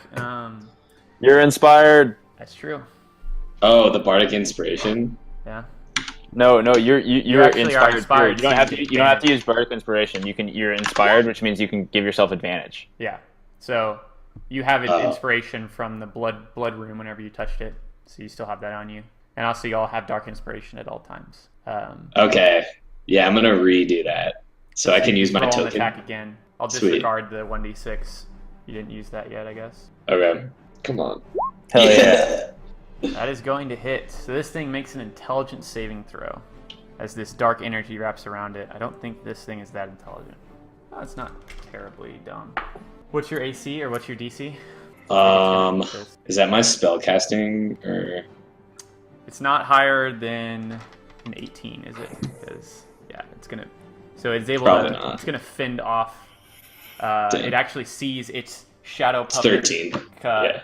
appear beside it and drive like a shadowy sword through its skull, and it just doesn't budge. It just looks at it almost like it's already familiar with its shadow self, and then that dissipates into smoke, and it takes the damage. It's hanging on, but it's not fallen yet, and it doesn't get paralyzed. Oh yeah. I guess he doesn't move, or he didn't move. Okay. Is there anything else that I'm gonna do? Yeah, I'm good. That's all I can do. Do I want to move? No, I guess I don't. I'm good. Okay. That's not that useful. Okay, Mirmo is going to... You see her, she's taking some hits, and she doesn't... She's just letting her spiritual guardians do some work. You see her tap you on the shoulder, Malice. She's kind of breathing heavily. She just took some hits from the Titan and whatnot. And you feel your body kind of like steel itself in a way that you're not really certain what it means, but she taps you on the shoulder. You feel this, and she's like, "We're gonna need that sword, I think, to continue its work before this is over." And she just takes this turn to catch her breath, and she just casts a spell on you that has the potential to help you later. Wait. you for some reason Discord likes to have you cut out exactly when you're telling me stuff. So can you say that again? So she touched you. You felt yourself like steel your resolve in a way, and she's kind of catching her breath. And she just said, "Yeah, we're gonna need that sword to continue its work before this is over." And you feel a spell take effect that is benevolent, but has a specific type of trigger. Okay. And then is this thing's turn. It's gonna take some damage at the start of its turn, but it knows what source that damage is coming from, and it is going in on Mirmo again. With 2 attacks, one of them is going to hit. Oh man, Mirmo, it's not looking good as one of these bloody sickles swipes across from her. Oh no. And then she rolls a Constitution this time, and it does not hold. So you see the spiritual guardians fade into the ground as these angelic figures kind of dissipate from the surrounding area. And there's a small light that still encircles Mirmo, but it is no longer enveloping all of y'all. Sirocco, it'd be your turn. Okay, I'm gonna. What position would I have to be in to flank the big dude? You'd have to be... Like, could I be Where here, or do I have to Darian go all is. the way around? You'd have to be... Is there anything like on this platform or whatever that I can? I mean, can I approach this platform? Can I get on it, or Yeah. at least in this area? Yeah, Okay. it's just raised up a little bit more. Gotcha. If you moved Okay. there, though, you would get an opportunity to attack from this bloody fiend. As you're moving out of this Okay. threatened square. Okay. I'm just gonna go after the big guy from here. Okay. So you're still under the effects of this empowering Correct. haste-like figure. And yeah, your form is just enveloped in this white, shadowy substance that is making you feel pretty good. You're wondering how you ever did without it. Okay, I am going to use the first effect. Well, actually, I'm not going to just yet. Yeah, so it would take an action. So you would Right, get one yeah. action, and then you lose. Essentially, you have 2 actions every turn now with your bonus action attacks. So you'd use one of them to do that first ability, but you'd still have another because you're hasted. So Okay, then yes, I am going to use that now. Then okay. so you see Sirocco's form kind of start to bulk up, and he like raises in size. He doesn't quite reach the size of this giant undead titan creature, but he's like almost to like it's like he's like half its height now, and he's still looking up to it. But you see him like even more emboldened, literally. Okay. I'm gonna attack with my spear. Okay. So 15. 15 is going to hit. Okay. Image 6. So then the impact, right, from The impact being- hits, and you choose which one. Are you going to try to like physically force him to the ground, or are you trying to terrify this thing? physically, terrify. Terrify. Okay. So you this is with your spear. You rear back, jam its spear kind of into its gut. It impales a couple of these zombies that are still writhing around in it. Stabs into it. You kind of see Sirocco roar. His mouth opens up, his jaws unhinge, and he kind of has this sticky substance dripping in between his jaws. This thing, it's kind of faceless, just maw, stares down at you, and it doesn't budge. It didn't think twice about potentially being frightened of you. Okay. And then I'm gonna spend a at that impact. I'm gonna spend a key point to stun it Okay. until the end of my next turn. If it fails a con saving throw of 14. Con save. This thing I've has spent it's that. very much girthy. Yeah, I know.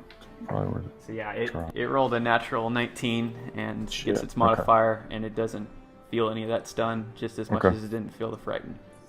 Okay. I'm gonna use my bonus. And does the haste just gives me 2 actions and 1 bonus? Not 2 and 2, right? Yeah, it wouldn't give you another bonus action. No. Okay. Okay. Does it have? Is its sword still on the ground? What sword? I thought one it dropped. Not This Grave thing- Titan. Right, right. thing No, dropped yeah, I know. Yeah. It picked it up and Okay, then weakly okay. attacked Malice, but Okay. it didn't drop it again. Yep. Unarmed strike 21. That hits. Okay. And then I'm going to spend a key to Fire Fang it. So there's damage, and then Fire Fang is another D10. Okay, another 3. So you punch Yeah. this thing, do a little bit of damage, fire wraps around its leg as you continue to just pummel it. And that's it for It's me. your turn. Okay. So this thing, it takes its scythe for a second and just severs, it just brings it across its own stomach, and it looks like it's cutting itself, but then you realize it's freeing a couple more of these little creatures that are just pouring almost endlessly out of its abdomen. Damn. That you notice are zombs. And it is going to bring down its scythe onto... It's focusing on you now, Sirocco, as it sees you grow and doing damage to it, and then it looks back at you, Darian, because it remembers what you did not too long ago to it as well. Darian, what's your AC? 16. Oh, it rolls exactly that. Oof. And then it hits you pretty easily, Sirocco. Darian, you take 10 points of slashing damage. Okay. Can I make an opportunity or reaction whenever he attacks Sirocco? Yeah, and then Swing Sirocco, you take 11 points of slashing damage. And then both of these zombies are gonna attack at the same time as it they like pour out and immediately start moving. This one's gonna come around and attack you, Quilly, and this one's gonna attack you, Darian. It's gonna drop down and it immediately is clawing at you, and then you can make your attack as well. Okay. Does my effect with Lament, I forget, does it come into effect the next time? I don't know if this Lament, would do count. it again? I don't know. Wait, what do you mean you don't know? You fucking made the item, John. I know. Dylan made that part of the item. But you wrote it down somewhere, and if you didn't, I'm that looking, fucking but I sucks can't for find you. it. Yeah. Alright, well. I mean, Just Lament put is the everything. thing- Just make a custom item in D&D Beyond and save everything It there. takes, That's what I do. whenever you take damage, you do more damage, right? I think that's what I did. Yes. I actually don't remember the details. I don't know when I it have was it written triggered down though. right now in one of my Google Docs, but I'm not going to search for it. So Yeah. you just have to find it. So both of these zombies are actually going to hit you, Quilly and Darian, pretty easily. It looks like the Darian, the one that dropped down right next to. Wait, John. Big John, Daddy? you have a coded effect? Because I remember you roll Yeah, lament. I know, but I was asking when it takes effect is what I was asking. Yeah, I think it's when you take damage, right? Well, the question was, is it just active from that creature, like from then on, or until the next turn, or at the start of the next turn, is what I was asking. I don't think we determined those specifics, or maybe we did. I don't remember writing them. I thought it was just something hit you the turn before. Yeah, then you get to. Yeah, do and this is damage to it. same turn, so that's why I was asking. Yeah, I mean, I don't see why it wouldn't be. It's already after it happened. Okay. Yeah. So that's gonna hit. Let's roll this one, and then I would get Hunter's Mark. So Quilly, you take 3 damage, bludgeoning from the zombie bopping you, and Darian, you take 6 damage, bludgeoning from the zombie bopping you. And it looks All right. the damage that you take, Darian, looks a little bit empowered from just being so close to Papa. Mm-hmm. And it takes that damage, 13 from you, and you're just carving up its back still, more of its torso now as it's turned to face you. Mm-hmm. And it is done. It's the Blood Fiend's turn. The Blood Fiend is going to... It's going to attack you, Malice, as it kind of recognizes... You can't tell how intelligent these things are, but it can tell. You just carved up its buddy. What's your AC, Malice? I believe it's 16. Okay. 16. So this thing rolled 2 of the same that is just under your AC. So it reaches out to you with these bloody sides, and you ping pong block them both. Makes that exact sound. You're like, what the fuck, Olivar? What's wrong with you? Why are you making that shitty sound? And then it would be Darian's turn. Okay, I'm gonna keep. I'm actually gonna riposte again. Gonna repost this thing? Okay. Yeah.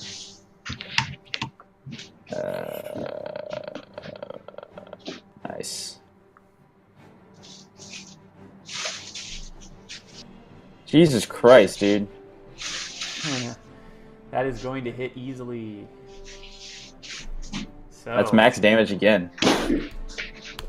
this thing, it misses and pays for it as you slice across its torso, chipping away some of this like cartilage and bone that's just coming out of its body, and like some more blood pours out, but you can't tell what's from your wound and what's just natural to this bleeding monstrosity. But that does solid damage. And you do notice Olivar, as he's attacking these bloody ones, it does note that these things are vampiric in nature, kind of quickly, but it's back down to business as it's in the flow of the battle the same way you are. And Darian, be your turn. Is Vance saying anything about these bloody guys? So Vance is on your front, right? Yeah. So as you slice across this time, a little bit of blood flicks onto you and Vance. And Vance is like, "Oh yeah, this is the stuff. I'm back." And he's taking it in, and his hands are kind of like free. He's grabbing it where he can and kind of licking it. And he's just kind of been gawking, and like he would have said whenever you fucked up the Skull Knight guy, he would have been like, "Oh yeah, nice hit, boom, beam, bam, boom, yeah, go, yeah." He's like cheering you on, as he's kind of just taking in the spectacle. He's like pretty excited. You don't really detect any fear in him as he's watching this. Even though you're serving as kind of he's serving as kind of like a shield for you, literally a body shield. But yeah, he's excited. He feels like he's participating. I think you get the Okay. Body shield. Okay, Darian, what do you got? I'm going to just attack the Grave Titan again. I like how the Grave Titan literally does what Grave Titan does in Yeah. Magic art. But you realize that's the art from the. Yeah, it's like the promo art or whatever. Yeah.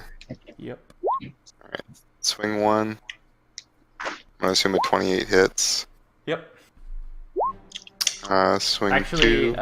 roll a Constitution saving throw from when you got 2 of them from when you got damaged to keep your concentration on Hunter's Mark.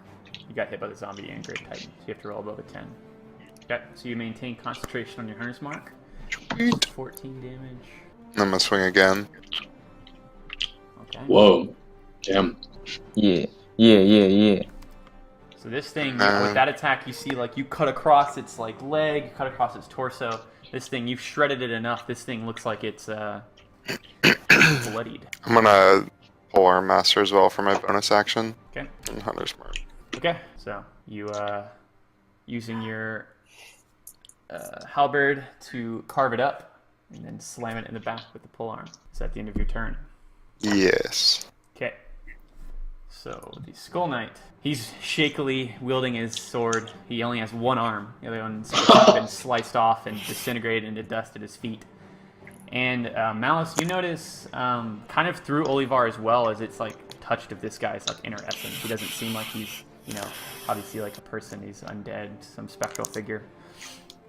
You notice in his eyes, it hasn't spoken, hasn't really made any facial reactions. It's literally a skull. But you notice in its eyes, when it's looking at you, as it's bearing down on you, preparing to make its attacks, there's fear in its like yellow glowing eyes.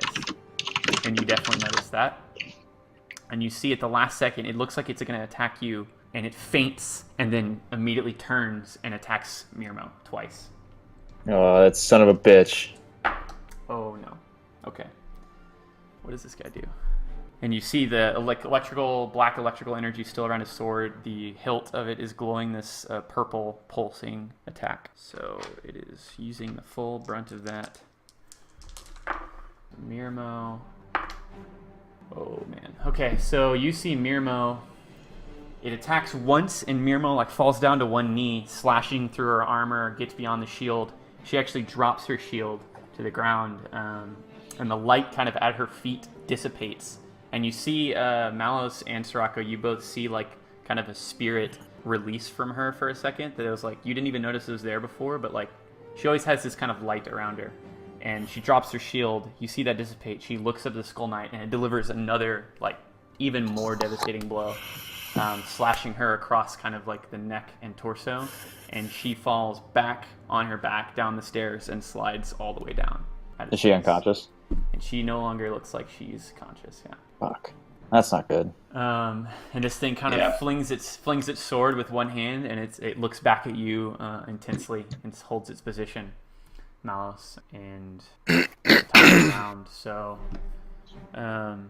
you do notice, Malos, that the kunai, the little like kind of like ninja dagger that Malus gave you, you feel it like pulsing on your person, and then you're up. It's your turn. Can I? I forgot to send what that is actually does. So like in game speak, it does something. He told you to throw it when you're in trouble, yada, yada, yada. I'm a refugee from misfortune is the key word to say. But whenever you throw that, you can throw that up to 30 feet, and essentially you're going to generate magical darkness or light. It's your choice. And whenever you say, I'm a refugee from misfortune, if you have darkness in your mind, something's going to happen. If you have light in your mind, something's going to happen. And in general, the darkness... kind of like when he gave it to you, you could feel it. The darkness would make things darker in an area. The light would kind of act as a flashing light that would do things for a moment and then go away. The darkness would stay, though. Okay. And it kind of does that on impact whenever you throw it. Okay. All right. I'm going to look at the skull guy. All right, so can I throw that as a bonus action, or? Yes, I would say you could throw it. It's like using a dagger, yeah. Okay. I'm going to fling, as a bonus action, I'm going to fling the dagger at the Grave Titan, and I'm going to shout, I'm a refugee from misfortune. Okay, and then you're going to be thinking of light or darkness? Which one? Light. Light. Okay, so you're doing that first. So you throw it, the kunai launches straight into its chest. As soon as it impacts him, you see this dazzling swirl of light that kind of benignly looks beautiful to y'all. But then you hear the Grave Titan scream, and you see the other creatures around you affected by it. So, I got some rolls to make. Yeah. Nice work, Malos. So the Grave Titan immediately puts its offhand that's not holding the scythe, to its eyes, and it is groaning. You see both zombies kind of just like groan, like, ugh, and they're affected in some way. And then one of the Blood Fiends is fine. The other one is affected. And then the Skull Knight. Skull Knight is unaffected, so he's fine. But it looks like their vision is affected. And they look like a little bit less after this light has touched them. Effect appears as temporary, but it has succeeded on most of the enemies in the area. Okay. I am going to look at the... I'm pretty pissed about Mirmo, so I'm going to look at the Skull Knight, and I'm going to say, you fucking coward. And I'm going to use Olivar's Strike with Gusto, which is one of his activated abilities that I got when I leveled up. So I'm going to swing with advantage. Yep. Nice. Oh! I'm just gonna say before you roll Jeez. damage, how do you want to do this? 'Cause this thing's not gonna survive even if you rolled low damage. Okay, I'm gonna shove Olivar. Olivar's in my left hand, so I'm gonna shove him. I'm gonna shove it through its chest, and I'm gonna grab the back of its head with my other hand. I'm gonna like lift it up and throw it down the stairs. Okay. Yeah. So you complete this action. This thing, it kind of is already ripping apart as it lands down the stairs, and it lands at the base of the stairs, and its body just kind of dissipates right next to where Mirmo is kind of steadily breathing, and it is just gone. Did its sword stick around? Its sword does stay. Its sword, kind of flung from its hand, sticks in the ground. It still has a glowing hilt in it. The electricity that was around it dissipates, but this blackened sword is still in the ground. So. Okay, I'm gonna step up right here, Mm-hmm. and I'm gonna shout to Darian, "That's one!" Let's go. Okay. And if Malice is done, it'd be your turn, Quilibrio. Oh, since my cursed target died, You get as the soldier falls. Yeah, You can move it onto something else. Yeah. No, I think I just heal. Right? Well, you gain health, and I think as long as you maintain concentration, you can move it onto something else. Maybe as a bonus action really? during your next turn. I think. Oh, nice. Blade's Curse. You can check me on that, or you can just cast it again. It's one or the other. Maybe. That's It just sick. says once per short rest as a bonus action, choose a creature you see within 30 feet to curse it for 1 minute. Or until the target dies, you die or you're incapacitated. Hey, Dylan. Yeah. I forgot when I reposted the little blood fiend guy takes an extra D8 from my superiority die. Okay. Yeah, you can roll that. I'm looking at Hexblade's Curse right now. I searched it. Okay. Yeah, maybe I missed some of it. Yeah, I don't know. I don't see anything about moving it. Okay, starting at 14th level, you can spread it, the Hexblade's Curse from a slain creature to another. So it's a higher level ability. So you damn. get that later. Okay. But yeah, so your Hexblade Curse ends and you feel a little bit rejuvenated. So you gain back some health. So you can add that back to your Sweet. character. Okay, yeah, I just added that. Okay. I think I know what I'm gonna do. I think these guys are in a cone in front of me. So I'm gonna say, they say this is my claim to flame, and I cast shit. Burning Hands. Burning Hands. Okay. These two guys, yeah. Okay. Yeah, I'd say you can hit both of them. The zombie's kind of clumsy and it's in the space. So then they have to make so I can cast it at level 2. Yeah, Six. so your Warlock spell slot, you cast at highest level. So, yep. So Or no, 19 so this damage. is actually a racial spell, because I'm a Genasi. Racial, okay. Yeah. Uh-huh. And Okay, max so- is level 2. You see this hit, and Blood Oh, Fiend's so they still have to- alive, takes it. The zombie just falls apart, burns away, and is perished. Sweet. Wait, how much damage did it do? 19. 19. It's pretty good. Oh shit! Oh, I didn't realize that. I thought that was the attack roll. I guess they have to make dexterity saving throws, right? Yeah, I was gonna say, you should do a dex save. Yeah, so the zombie rolled a natural 1. It falls down and just burns in place and does nothing. And then the other one actually is going to take half damage. It dodges out of the way. What's your DC? It's above 16. fuck. It's not above 13. 16, right? Yeah. No. Okay, so this one takes a little bit less, but still takes half damage as it manages to dodge out of the way. Mirmo is going to make a death saving throw. Oh no. You see Mirmo Jesus. kind of writhe on the ground. She's not doing any better. No. Okay, so it is going to attack you, Soraka, but you notice this thing is like flailing wildly at you. It doesn't look like it can actually see you that well. Okay. So it misses on the first attack pretty badly. And then what's your... 17. Yeah, so it misses in the second one. Also, you just deftly dodge both attacks. Actually, this one... Okay, this one's not affected, I was about to say. Because this thing is going to affect saving throws as well. But that one is the one that resisted. So, this thing is done. As it's just waving at you and then doesn't get any hit. It's kind of just sitting there. Looks like its eyes are glowing in a way that is affecting it negatively. And it'll be your turn again, Soraka. I have 3 things in my space. Like, I can't... I don't know. I need to fucking get out. Hold on, let me look. I'm just gonna attack the big guy. Okay. Come on. There we go. That's gonna hit 25. pretty easily. 8. Yep. And Also, you need to add 1 to your damage and attack. Right. By the way. yep.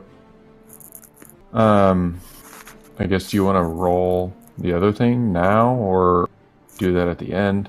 You roll it now. So Okay. this time you're gonna try to, I'm guessing, physically force it. Strong arm it. Yep. Yeah. Okay. So yeah. So you see it kind of like you kind of jam your spear in it, and then you use your strength to try to, like, from that pivot point in its skin, you're trying to force it down to make it easier to hit, make it harder to move on its own, and it resists it. Like, your strength moves it, budges it for a second, and then it stands up straight again and is able to resist that. Okay. But you are kind of surprised by, you're both surprised and not surprised by your strength. Like, Sirocco couldn't have done that, but whatever you are Okay. now. So I'll use my other action. Mm-hmm. I will. Yeah, fuck. I want to use that, but I'm not gonna. No, fuck it. I'm just gonna attack again. Misses. That actually is going to miss, yeah. Narrowly, though. Okay. Then I'm gonna. Yeah, fuck it. Yep, never mind. I'm gonna use. Yeah, unarmed strike. Oh, Pretty unarmed. Damn, nice. That was a crit. Oh, wow. Okay, let me adjust this. Wait, is crit 1.5x? Or... no. You just rolled twice. Oh, okay. Sorry, you rolled damage dice twice. You don't have the modifiers. Yeah. Gotcha. Okay, so let me adjust his health. Okay, so yeah, those both hit. You're delivering these blows. It is slowly whittling away its emaciated skin, but it is still upright. Okay. And then I'm gonna use a key point. I have one more after this to use Step of the Wind and disengage. Okay, yep. Back. I mean, as far as I can go. So that does. I mean, do I just get full movement from that, or You get I mean, it 30 says feet, yeah, jump. full Okay. movement. Okay. And then yeah, I'm gonna go as far as I can. I'm gonna go. He's running away. What are you doing? I'm Why? at 13. I Oh, can't take okay. another hit. Yeah, so Sirocco, you can see amongst y'all, other than Mirmo, is kind of like, in the worst shape. I'll jump back in, but I can't take 3 attacks. All right, that's in for me. Okay, so it is the Grave Titan's turn, and so you see Darian and Mouse roll me perception checks, and it is a sight check. perception. Oof. Oof. Snake eyes. Well, 11. You see shadow clones of yourselves walk out of the portal. This has just become us. Now, you in the portal, the blackened portal in the center, kind of like this pool where you saw the Grave Titan emerge. Y'all can both see like images are flitting in that pool and kind of catch your eye. And you notice there's like a weird shifting spectrum of images, buildings, people, landscapes. And some of them you recognize, such as you see the bustling city of Wake. You see the mountain range, like the city at the base of the mountain range, Bashuk. You see the riverside city of Fallholt, and you recognize that Malice very clearly. And then you also see Beckinsale, and you see all of these cities kind of within this pool of light, and over the cities kind of coalescing in the sky, similar to the sky you see here, is this black and white yin-yang coalescing energy. You can see all of that within the pool, kind of like constantly, chaotically moving. And that catches your eye because y'all two are the closest ones. And you see Malos, the kunai, which is stuck in the Grave Titan's chest that had already kind of activated. It dislodges itself, falls to the ground at its feet, and then you see it kind of start to move and shake, and then almost as if magnetically or compelled by some force, it flies over the portal behind it, and you see it materialize into someone's hand. No shit. And It's our then boy. all of you see on the outer edge Oh! of the circle below you, you see more figures appear. Our Our homies. The family. Hell yeah. The fam. And they're all standing there. Malice grabs the kunai, and he's swinging on his hand, and the Grave Titan is going. So the Grave Titan has its hand around its eyes, and it kind of shakes it off, and it wields its giant scythe, and it brings it down at you, Darian. But you can tell it's less sure of where you are. It's going to attack you first because it remembers where you were. Mm-hmm. Oh man, it's still going to hit you pretty easy, But even with disadvantage. Oh yeah, and there's 2 more zombies that come out of it. I forgot. So one of them drops down next to you, Malice. One of them drops down next to you, Darian. And it drops kind of in the same spot. Darian, you take 12 points of slashing as this scythe connects with you. And it is going to... I'm going to roll, see what it does with its next attack. Yeah, it's going to... You see it... it swings at you, it knows it connects, it kind of grunts, and then it brings an overhand chop. It seems like it smells death around here, where death used to be, and it is bringing a scythe. It brings a scythe down right where Sirocco was, and just goes into the ground, and it kind of like cocks its head around, and then brings out its scythe, realizing it didn't hit anything, and it kind of just growls. And then this zombie is going to attack you, Darian, and it has disadvantage because it was blinded by the kunai, and it is not going to hit. And then this zombie is going to attack you, Malice, and it's not going to hit. That's a 9. And then this other one's going to attack you as well, Darian. That just fell off. The Grave Titan didn't attack me, right? The Grave Titan did not attack you. Okay. But this zombie right next to you attacked you and missed. Okay, that's fine. I'm not gonna post that guy. This zombie comes around, attacks you, Darian, and it is going to hit. It is flanking you. But I will say, you see this zombie bring down a claw around at your back. I mean, you're flanked, uber flanked at this point. 2 zombies and a Grave Titan. But you see a white like branch like burst out of the ground at your feet, and it catches the zombie's hand right before it connects with the back of your head, and you hear a familiar voice behind you. It's like don't worry, I got your back, and it's the voice of Terron, the Thurgist. nice. Sweet. Thank you. And it is it's the Blood Fiend's Oh, turn. nice. So Blood Fiend is going to attack you, Malice, but it is going to move out of your position, Quilly, and you're going to get an attack of opportunity. So it's positioning itself to strike at Malice, who it sees as this inexorable dope. evil killing its brethren. Oh, I get to use my Warcaster. And it's going to hit. Malice, you take 9 points of slashing damage as this thing cuts into you. One of the attacks hits. Actually, it has advantage. So you take 9 points of slashing, and the second attack... What's your AC? 16? Yep. 16 will hit. Fuck. And you take another 8 points of slashing damage. As this thing carves into your back at your weak spot, you are now flanked as well. And you, at your side, you see a... Wait, is it still able to attack me if he pushes it with an Eldritch Blast opportunity attack? Do you have the Eldritch Invocation that lets you push things, Quilly? Oh, no. I just have the one that gives me bonus Even if it damage. did, it would probably move back into position after that. But yeah, so that's a hit. Okay. It's going to take... so you're hitting with 2 Eldritch Blasts. That's 13 damage. Yeah, both of those hit. That's just, I'm level 5, so I get So you get 2. 2. Yeah, it's a buff cantrip. Yep. So this thing slashes you. You can see it get Eldritch Blasted at the same time, Malice, which kind of gives you a little bit of something to smile about. And then you hear next to you something flying through the air, and then you smell the smell of burning flesh, and you see the zombie next to you has been hit with something that has ignited it. And you hear a voice behind you say, Go back to where you came from. And it's the voice of Ronde. As this thing is burning and is not quite dead, but is much weakened. Sweet. And Darian, it's your turn. Okie doke. Well, I'm getting whooped. Am I flanking the big boy with Malice or no? Yeah, you are. Oh, Sitting yeah, on for both sure. sides. Yay. Okay.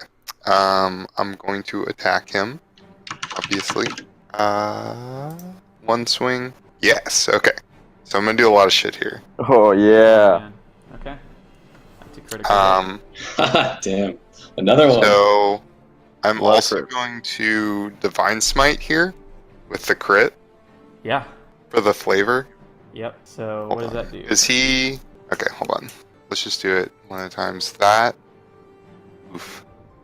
Is he weak to radiant? I hope so.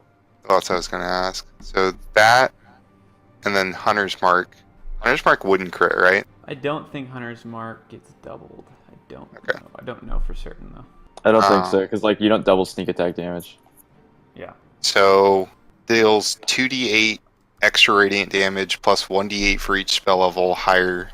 Oh, wait, no. Plus 1d8 against undead or fiends. Okay. Is he undead or fiend? He's an undead for sure. Actually, you could roll me a intelligence check as you're hitting this and kind of feeling this, but this thing feels like it's almost both. I'll just give it to you. You don't have to roll it.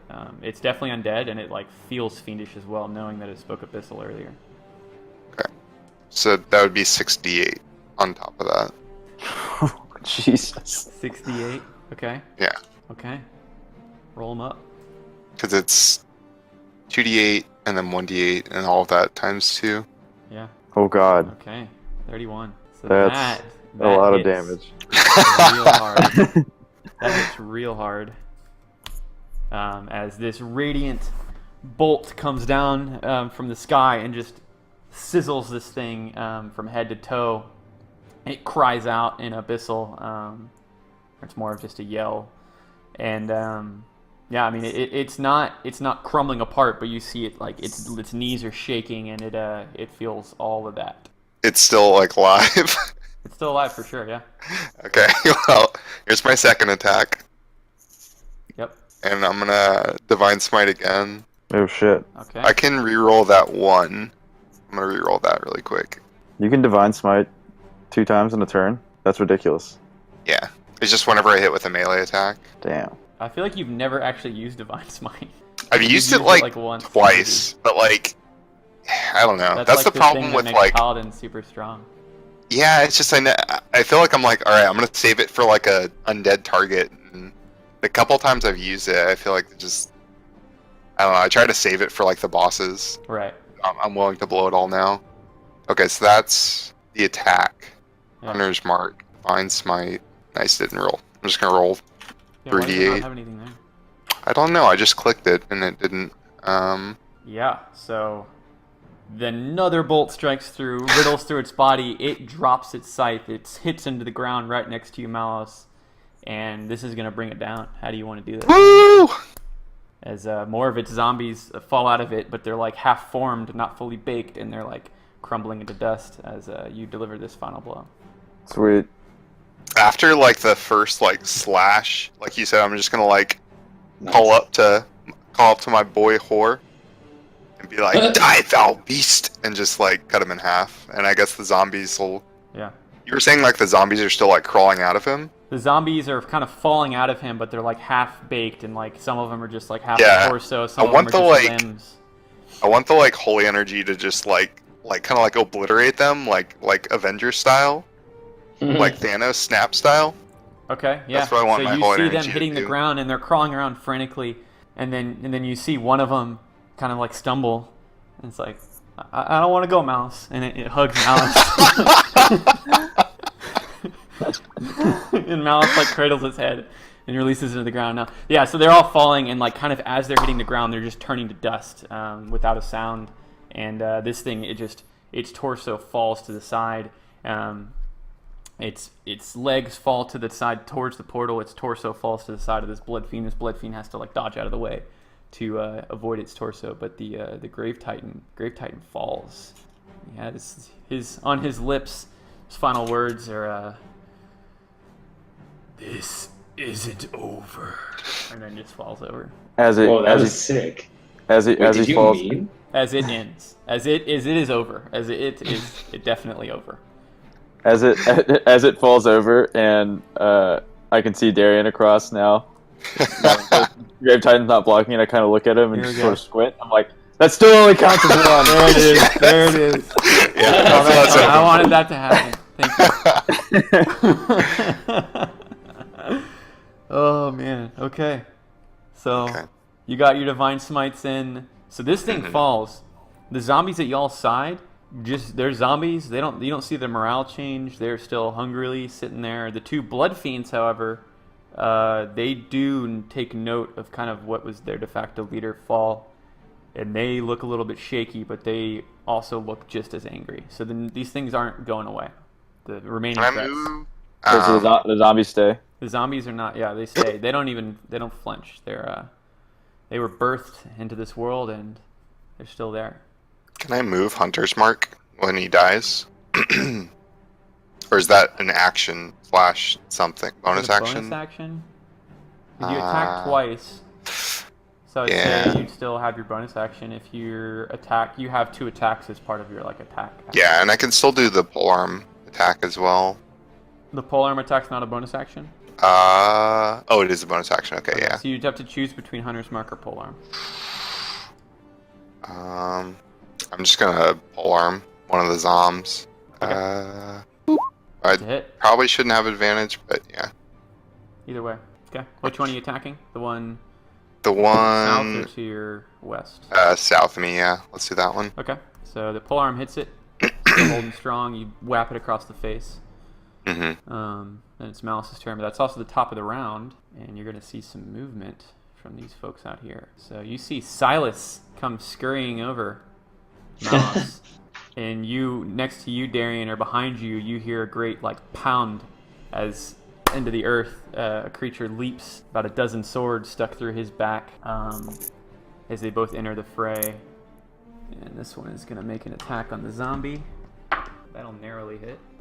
And do solid damage to the zombie as it just takes his hands and rakes it across its back. He was trying to rip it apart in one fell swoop. Didn't quite succeed, but he does good damage. Silas, you see Silas come scurrying by, and he kind of puts his hand up to his lips, Malice. And he's like, shh. And then he flips his dagger over in stabbing motion and attacks this zombie from behind. Oh yeah, and he's going to send it to hell. You see him just swipe his dagger across, and then the zombie's head kind of stays there, and then you see it tilt and then just slowly slide off and plop to the ground, and the zombie is gone. And then it would be your turn, Malice. All right, I'm gonna turn on this blood fiend, and I'm gonna kind of whisper to Olivar, "Let's finish this shit." And This blood fiend looks very much weakened. all right, I'm gonna take a swing with Olivar. Oh, I did not mean to have advantage. So 16. That is still gonna hit. Okay. Yeah. Oh, that's not very good damage. That's a 6 damage. So it's still holding strong. It's definitely on its last legs as you slash through, getting through its defenses of its scythe arms, and it is still holding strong. But all right. I'm gonna swing at the dagger. Oh yeah, there we go. that is a hit. 9 damage. Okay, it is not long for this world. It wouldn't take much for this thing to fall, but it's still alive. God damn it! All right, I'm action charging. Okay. I'm gonna swing with Olivar again.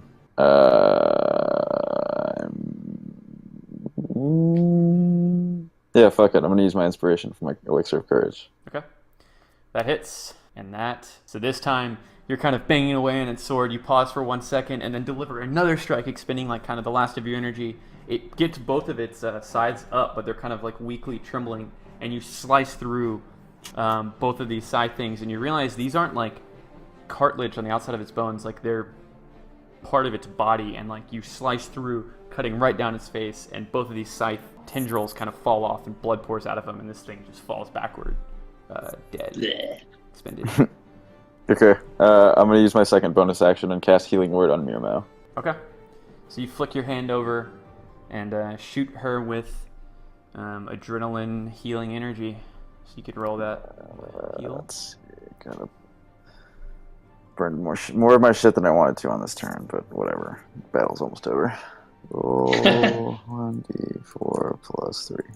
Gotta get those kills, Alright. dude. I know. Okay, 6. So you see Mirmo, and she leans up, and you see her immediately, she reaches for her shield and grabs it, and she's trembling with her hand. She doesn't have her mace in her hand, but she has her shield again. And she's Okay, I'm gonna go stand between her and this last blood fiend. Okay. If that's the end of your turn, it'd be Quilly's turn. Okay. Yeah. I'll run over on the other side of this guy to flank him, and I'll cast Booming Blade and slash with my dagger. Okay. Ooh, nice. That is going to hit. Oops. Oh wait, fuck. How do I do this? I think it's Isn't it slash R? backslash. Yeah, it's the other slash. Oh, my bad. Oh, yeah. Cool. Oh, nice. So you cut this zombie down relatively easily. How do you want to do this? Oh, Not nice. much left. Just like some little electricity starts like lighting up my blade, and I'm like, "This one's for you, Mirmo!" And I slam him in the face with my dagger. Yeah, so this thing like kind of buzzes for a second as electricity courses through its body, and then both of its arms fall off. Its torso kind of falls into dust, and it just breaks apart at Darian's feet. Sweet. Is there another zombie? Is there anything else I can attack with my second attack? This guy? Yeah, there's the blood fiend still alive right next to you. Oh, I'm realizing I'm not using a not show to others. This thing is still alive. Right Oh, next to you. that thing. Okay. Yeah. I'll attack that guy with my Orc's Bane. And then I'll say, this one is fuck. Okay. This one is fuck. So you reach down and it deflects that away. Although you still have an inspiration that you could use. I think the bardic inspiration. Did you use that yet? Oh, I guess I didn't since I used my inspiration token last time. Yeah, use the inspiration token, but bardic inspiration lets you roll a d6 and add it. That Ooh. makes it hit. That is Oh shit! Nice. so that's 6 damage. Yeah. Is it lethal? Can I take a bonus action and use my It is soul not sister? lethal. This thing is actually doing pretty well. It's not almost dead. Yeah. Okay. So soul sister. Then I'll say this one's for my sister, and it deals with You additional another 1d6. Okay. Yeah. Yeah. So you roll that up. Another 3. Cool. Okay. Oh damn it! I totally forgot I have Savage Attacker. Or you can reroll like ones. I can reroll damage. Period. Whoa. That's nice. Okay, so it's Mirmo's turn. You see kind of her without even like thinking, runs up. She's running, she grabs her mace on the way, and she is gonna attack this creature while she also casts a spell. That's an on-hit effect. She gets advantage on this. Still, it's gonna hit either way. She's casting her final spell slot. This is gonna do, holy shit. I'm gonna roll this in the game. I don't want to roll this many dice. Wait, who is casting right now? Oh, Mirma. Oh yeah. Oh, this God. thing- So Shit. she see her bring down her mace as she casts inflict wounds at a high level. That's a first level spell. She's casting at a 4th level. Holy shit.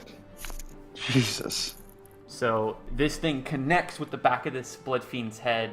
Her mace kind of sticks in its skull, and then its body has like green cracks form all around it, and like kind of necrotic energy starts bursting out, and this thing just shatters into a million pieces, and blood splatters all over Malice, Quilly, and her. Oh, nice. Damn. That was raw. She's like, Good I'm to see you done. back. And she drops her mace, and she just kind of holds her shield, and she's kind of just like tensed up and looking around for any more threats. That thing is dead. Sirocco, it's your turn, and there's only one enemy left, and it is about Long as fuck. it's about tendril length away from you. If you wanted to do some, I don't know, something. Wait, what? Tendril? He's still got his Venom suit on. Wait, is this the whip? Yeah, I mean, how?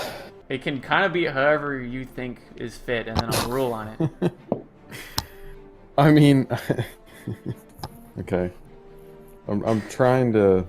This is actually, I mean, this is an official item, but it's an item that I saw someone create that is like presumably semi-balanced with subject to change Nice. for me in the moment because it is like a homebrew thing, but symbiote is real and it is strong. Okay. I mean, is there anything that I can? I would like to use it to get over there. So you could both use your movement and this. Or- So you can okay. combine both things. You can like run and then shoot the side of your hand. I would say you can. But I mean, it's not. It doesn't do damage or anything, right? So I mean, how am I? Can I guess can I pull with it? Yeah, so you can. Okay. This thing lets you. It also gives you some spells that I didn't tell you about, like entangle, jump, alter self, web. But Oh. I didn't tell you about that because I was like, Okay. Just told you the main abilities you get. Right. You don't necessarily know these arcane spells yet with this thing on, Right. but Okay. I mean, I'm gonna move my max distance, which is actually 40, so I can make it all the way to him if I really wanted to. okay, yeah. But I mean, I would rather. I'm gonna move up to like here, and web this dude, and then pull him into the group. Pull him like here. Okay, so you're gonna pull him all the way to you. You're gonna pull him to you and like try to make an attack, or how you Correct. do this? Yeah. I mean, I'm gonna move like half the. I'm gonna web him, then pull him. Okay, so roll me to me and make an attack. Roll me an attack. What, just like a regular spear attack, Yeah, or a like spear a attack. okay Yeah. 17. So you see Sirocco run up. He's still enlarged, and you see him like reach out his hand, and out of his palm, some like white liquid shoots out. And Darian, you see past you, it like shoots directly right next to you. You feel the wind past your ear, and it just wraps around this this zombie's neck. It's like, "Urgh!" And then Sirocco pulls it closer to him, and it kind of brushes against your armor as it moves past, flying directly over the Grave Titan's torso, split in half. And then I guess are you launching it into your like spear, or how are you Yep. gonna? Okay, roll me some damage with. Damage with the spear. Yeah. 7. So yeah, this it rushes past you. You stick out your spear with your other hand, and it getting pulled by its neck gets pulled, and its head flies directly into the spear, and its head just splits like two pancakes that were stuck together for a little bit too long, but then are pried apart by a spear. And the zombie just like disintegrates before it even gets to you, as you're sitting there. And I mean, honestly, whenever you pulled that like zombie-like figure, it's as if you shot your tendril at like a child on the ground, and like moved it easily. Like it was as if it wasn't as big as it was. Like your strength was pretty more than up to that task. So the zombie's dead, and all the threats That's neutralized. have been neutralized. Yeah. Sirocco, what the fuck is going on with you? It must have been that sandwich. The Sirocco's voice is like, It must have been that sandwich. Ate that steak sandwich. What the hell is a sandwich? I put steak in between 2 pieces of bread so I could put it in my backpack without making a mess. That's fucking crazy talk. I know. Be burned. I created a sandwich, and now this is what I look like. Christ. I don't know who Christ is. I don't know why I said that.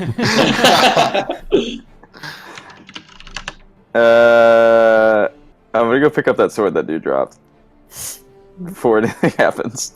Okay. And Darian, you do see Darian and Sirocco would both notice this, kind of like in the crumbling pieces of the Grave Titan. You catch a glint on the ground, and there's a small little like what looks like a jewel, kind of in its crumbling midst. And Malos, whenever you go for the sword, yeah. So you go and like grab the hilt, pick up the sword. Whenever you touch the sword, the gemstone glows for a second, and you feel it's like, honestly, it feels very similar to what happened whenever you touched the cube, but to a much less of an extent, where it like kind of you feel energy course through you, as if the sword is like feeling you out as like a person, like who you are as a being. And then the stone on the hilt, this purple glowing stone, kind of fades and turns into like nothing as you're wielding it. You said there was a stone from the Grave Titan as well? Yeah, so there's a jewel on the ground, kind of in its crumbling. Ooh, yeah, I'm taking that. Wait, so the jewel in the middle of the sword went away? Goes away, and this black kind of jagged sword you're holding, it kind of stops giving you this feeling, stops talking to you, or stops communicating to you in any way after it feels you out. I want to pick up the Grave Titan jewel. Yeah, so you go to this jewel in the ground, and you notice it's a ring.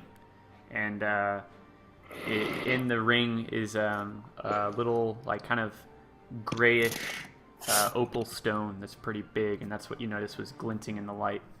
Yeah, and it's almost like when you stare into this stone, it's swirling, not unlike the coalescence above, not unlike the coalescence of this plane you feel around you. And yeah, so you have this ring. You're not sure what it is or anything, but you pick it up. I put it on. Put it on. So, when you put it on, nothing immediately happens, but you do notice specifically some of the corpses around you, of the zombies. They seem to glow, and you feel as if they can be interacted with using the ring. Oh, shit. Wait, is this like a necromancer? Wait, the stones or the corpses? Well, he put on the ring, and this is what he's like feeling. It's like feels some connection to those zombies, the pieces of them on the ground at least. Necromancer ring! So by connection, like, can I talk to them? Can I command them to do something? Can I try? Yeah, you don't know what it would do, but you feel as if you can activate the ring and something would happen. Does that say a magic word, like open sesame? Or No, you can just kind of will it to be. Okay. So I'm gonna, like, will it to try to rage one of the zombies and see what happens. Okay. So you do this, and you kind of point the ring to these zombie corpses that you have this weird connection to as soon as you put it on. You take 6 necrotic damage, and not the corpse on the ground, but 2 zombies kind of appear, and they're both flanking Sirocco on the other side of, like, kind of, you're looking over here. You do see 2 zombies appear, and they're just kind of shit. like they're just sitting there like. Ugh. And, you know that What the you cast a spell and you can control them. Oh, You shit. did take 6 necrotic damage. Okay. Mouse attacks a zombie. Wait. They're mine. It's okay. It's this ring I got. Dude, you're a necromancer. What are we doing? I wouldn't consider myself a necromancer. I think I don't it's know. the magic in this ring. I don't know, Darian. Is Hor gonna feel great about that? That's a discussion for another time. The god guild. I have some scary black blade that didn't like me very much, and the gem inside it disappeared, so I don't think it's magic The anymore. gem didn't disappear, it stopped glowing purple. Wait, what? The gem didn't disappear, it just stopped glowing purple. It was glowing, Oh, okay. and then it stopped once you picked it up, after you felt something. Okay. So essentially, Darian, you know that this ring can let you cast the spell Animate Dead, and it does not require bones or a corpse to be cast, but you can only do it a couple times a day, and it costs life Nice. to use each time you do it, specifically 2d4. Yeah, Darian's gonna have to consider if he wants to use this or not, but he'll be considering that next time. And you know the ring's name is Animus. Animus? Nice. Malice hacks into one of the zombies with his new sword and see if anything happens. Okay, so whenever you use the sword, it strikes these zombies true. You don't feel any magical effect. This is like a long sword, essentially. It cuts through them, but it's mostly because of your skill as a swordsman. Damn it. I'm gonna put it in my bag. I missed my axe. You got an axe? Yeah, I started off dual wielding a sword and an axe, Oh, nice. which I Wait, don't what- think is like What something did you that- say happened with the sword that you got? Nothing. You just you realized it was lower DPS, so you threw it away? No, I put it in my bag. Oh, okay. Sweet. So how the fuck do we get out of here? Yeah, what do we do? How do we get out? Thanks to the assist, guys. We totally had it though. Yeah, Sick. Barrick is kind of like, it looks like it. Didn't see any problems. And Silas is kind of swinging his side. He's like, that felt good. I got to use this for the first time in a long time. Ronde goes up to, like, Mirmo and hands her, like, a potion of some kind. He's like, here, drink up, hun. You're going to need this. Terran comes over and is kind of inspecting the body. Vok is doing the same. But Kieran Det, Morik, and Malice are all kind of looking into the portal. and y'all looked in it earlier, and y'all saw it swirling, and you saw different people, locations, landscapes. You noticed some of the western cities in the region showed up with the kind of this dark coalescing light over it. And Malice says, well, he's like looking around, so is Mork. Mork's like, where the fuck am I? How am I still alive? Well, I guess I wasn't alive before. And he's just kind of thinking. But Kieran and Malice are looking about, and Malice is like, this must be it. This is the plane of the coalescence. I don't know what this creature was, but y'all managed to take it down. I don't know what this pool is, but based on the images within it, I think it's connected to... It was connected to at least Beckinsale, but I see other places here as well. I think... And he looks at Kieran and then looks at it back at the pool. He's like, I think we can use this to get back to Beckinsale, back to the Menicus Manor at least. And I think we can all go. I felt it like whenever y'all key. came back, but I felt my strength returning, and I think with my strength, with the kunai, bringing it here allowed all of us to return. And I don't know how long we are for this world, but I know at least y'all will be able to travel back through this, whatever this portal was that the hand of Thanatos opened, whatever they hope to achieve. We vanquished their champion. This Titan of the Graves. Ah, that's a good name. Don't you think so, Kieran? He's like, yeah, I think I have a better one. Grave Titan. And Malice is like, ah, yes. You were always better at naming things. Grave Titan. You took down their champion. And I think their plans, at least for this centennial dark Bacchanal, you might say, that they were conducting in my upstairs, I think we've thwarted it. At least I hope. Can't know for sure until we go back. But I think it's going to take you stepping into the pool. Another leap of faith, so to speak, whenever you went through the portal in the first place. But I thank you all for helping my family, helping Beckinsale. I think a little bit of light returned to the Menicus household this evening, and whatever dark presence this plane had upon our house, I think, is ended, at least temporarily. Thank you. Malice kind of like looks at each one of you and nods. All the others continue going about their various things, but they're all thankful as well. Some of them speak it, some of them only give you a nod of acknowledgement. It was good to meet you guys. Glad we could help. Should we jump through? To the portal? Yeah. If it's gonna get us to a stopping point, we probably need to Yeah, go y'all to heard bed all soon. that, right? I didn't like cut out or anything. Yeah. Yes. Yep. Okay. Oh man. Kind of sad to say goodbye to the Menicus fam. hmm Yeah, this is definitely good a stopping times. point. A matter of which side the stopping point you want to be on. This is the denouement, the epilogue, so to speak. Okay. Once y'all step through the portal, there's going to be an epilogue that we could go through the beginning of, but then essentially the next time we play, I'm Can going to have to everyone come up play with tomorrow? What? Was tomorrow another option? I was play. gonna I think tomorrow's Bizvic's birthday. Oh, that's right. I was gonna go out for a bit, but I might be back. I'm going out at the time going at like 7. But Yeah, man, you do you. It's up to... yeah. So basically, if we wanted to play this campaign tomorrow, y'all would have to make some decisions now as far as what you want to do next, so then I could make preparations, because I haven't done that as far as it requires y'all's like choice, you know. We can wait. You guys can do your other campaign if you want. It's Or whatever. It's up to y'all. I mean, if you can play and if you want to play, it's your day. It's your day, bro. Mhm. I mean, I do want to play, but I can't play. Yeah, I mean, it's Yeah, up to you. I could play tomorrow, and I could maybe play Sunday. Saturday, I'll be busy. I can play every day. Oh, Except for Saturday you night, you love because to I'll hear be that. watching the Rockets. You'd love to hear that. But I can play during the day. But yeah, if y'all are gonna step through the portal, we can go through the epilogue real quick. All right. It's not gonna be. I won't go into everything, but at least the lasting image you're gonna get. Are we going through the portal with Vance? I think that's an important question. It's up to Malice. I throw Vance on top of one of the Blood Fiends. What? He's kind of like, whoa, here we go, and he's just like, just swimming in the blood, just feeling great. Oh.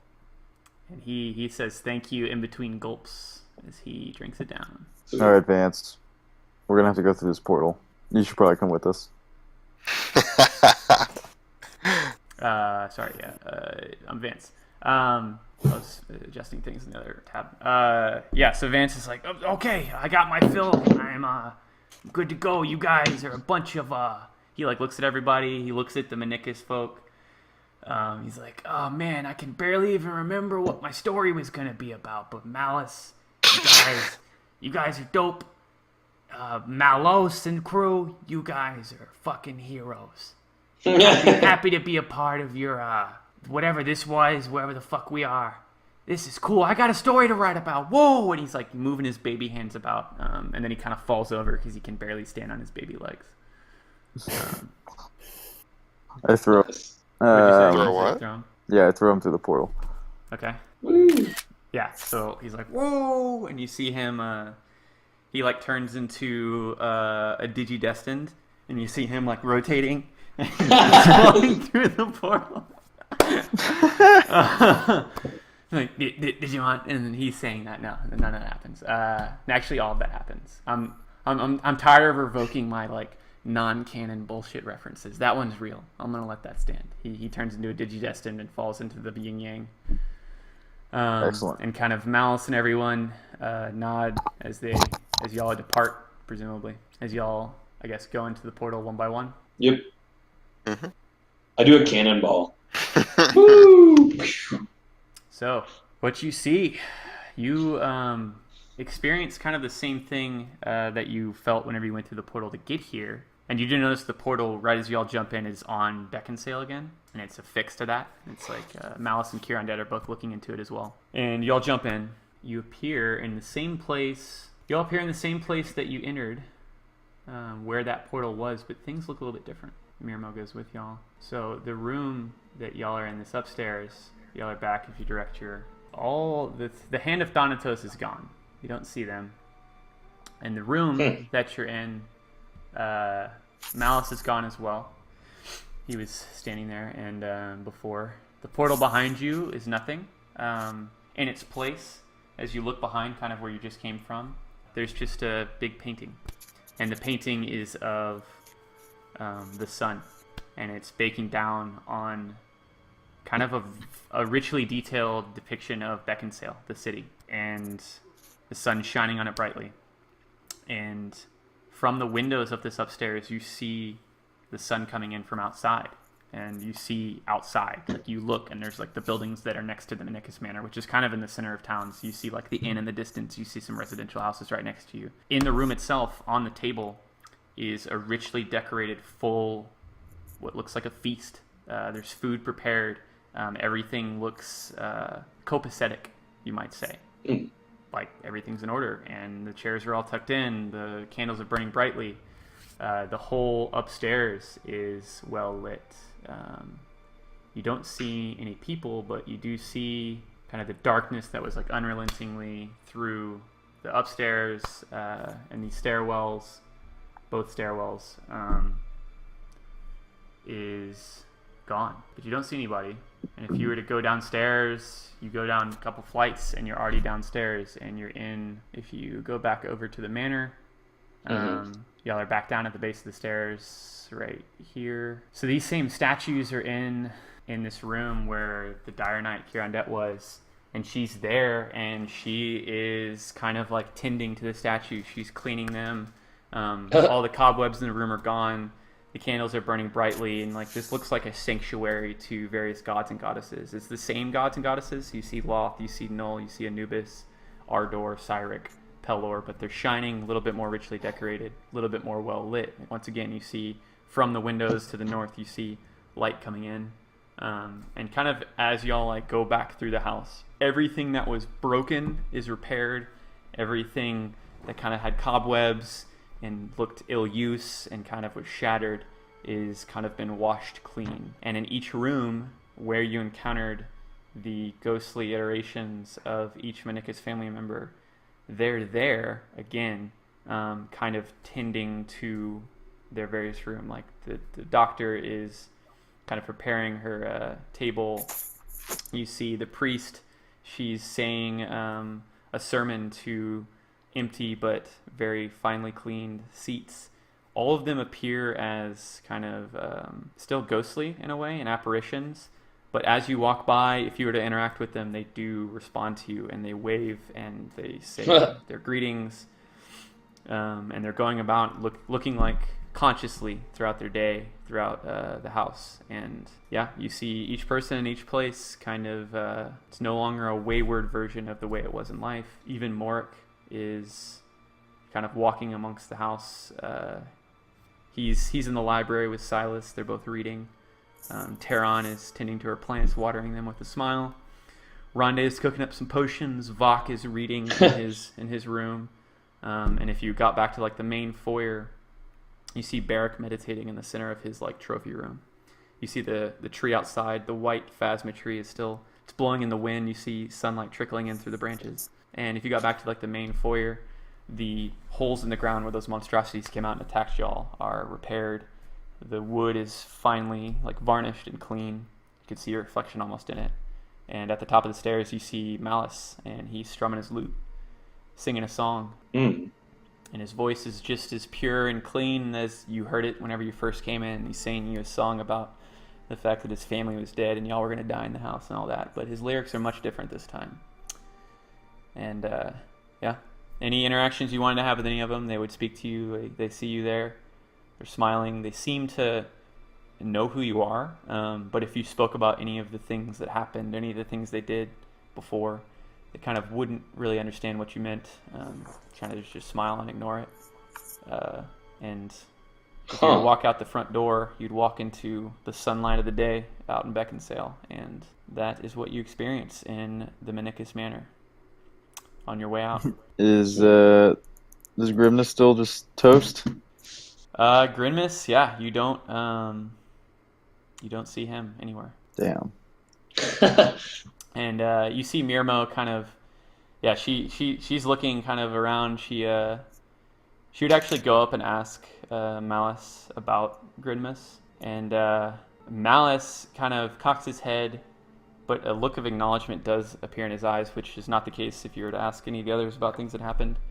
And he's like, oh yes, and he stops his lute playing, and he walks down the stairs, goes around the stairs, and he like bangs on a door that's underneath the stairs, and he opens it up, and you see a richly dressed, richly armored dwarven figure with a mace and a shield fall out on his knees. He's like, oh god, fuck, where was I? And Mirmo's like, oh, Grinmus, and then like it freezes. Freeze frame. Perfect. That's so funny. Nice. That was dope. Sweet. So that is the denouement, and I'll leave it at this. Y'all, as kind of whatever, any interactions you don't have inside the house, you could have anything you'd want to like ask anybody or do anything. But as y'all walk out, you do notice, and this is where we'll actually end, all in the sunlight outside, you see what looks like at least half the town, if not more, stretching back, of just the people of Beckinsale standing outside, and they see y'all walk out into the sunlight, and some of them have expressions of puzzlement on their face, some of them have expressions of, uncertain feelings, some of them have expressions of joy, they're smiling, some of them you hear one start clapping, and like clapping starts amongst like sprinkles of them, but not all of them are clapping, and that's not hard to notice. But you see people of Beckinsale outside.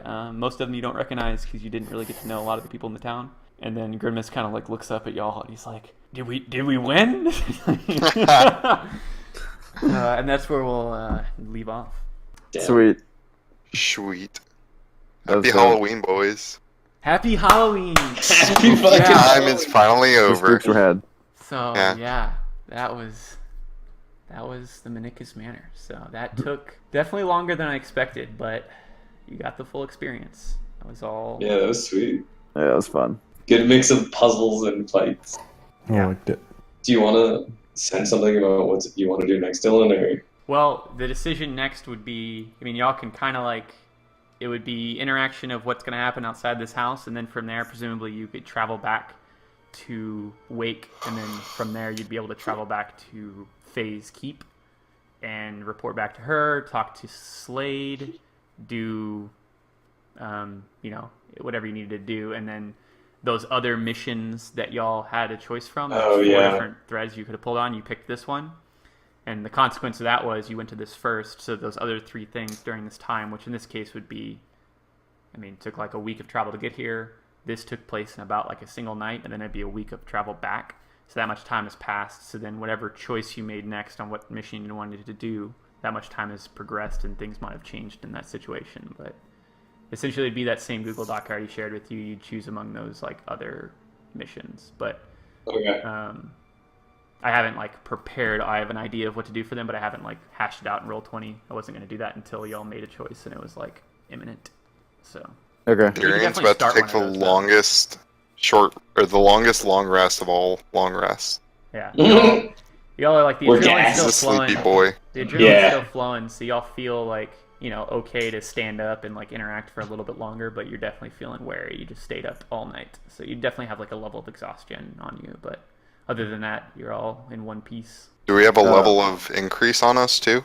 That's what I was about to ask. I was planning on leveling y'all up after this. It's true. Woo! Woo! Because we could So- do that for the next session as well. Yep. Yeah. So y'all would level up. Y'all are level 5 right now. You'd be level 6. Mhm. Yeah. Yep. Mirmo actually feels Ding. it too. She's like, "Ooh, Oh, I'm nice. stronger." Grinmus is like, I don't feel it. Everybody feels stronger." Goodness, what were you? Was that just like a few seconds that you were in there? Or was He's it- like, how "Yeah, long I was that? rushing at Malice, the big grand evil, and I was gonna slap off his head, and then I blink, and then I'm under the stairs like an orphan, and Wow. Malice is smiling, and everything's bright, and you guys are looking wary. What happened? I mean, y'all like, I'm assuming that I like, you know, I don't know. What happened to me? Yeah, he wouldn't really know. He wouldn't understand. He doesn't know. It's a tale you'd have to tell him. Okay, we'll save it. Another thing y'all could do is go to something I had planned in the epilogue. If y'all wanted to go to the Haggle of Beckinsale franchise, you could go there to shop. So Oh. that's something else to keep in mind before. Like a market? Yeah, the Haggle's kind of like there's a Haggle in every city, and it's kind of like the main trading goods shop. Oh, nice. That could be fun. I'd be down to go there. We got like a few hundred gold, I think, right? I have 200 gold, I think, in my pocket. Yeah, I have 200. Yeah, I think y'all would have more than that from like earnings you would have had in the time jump, but I just need to determine what that is. Oh, okay. Sounds good.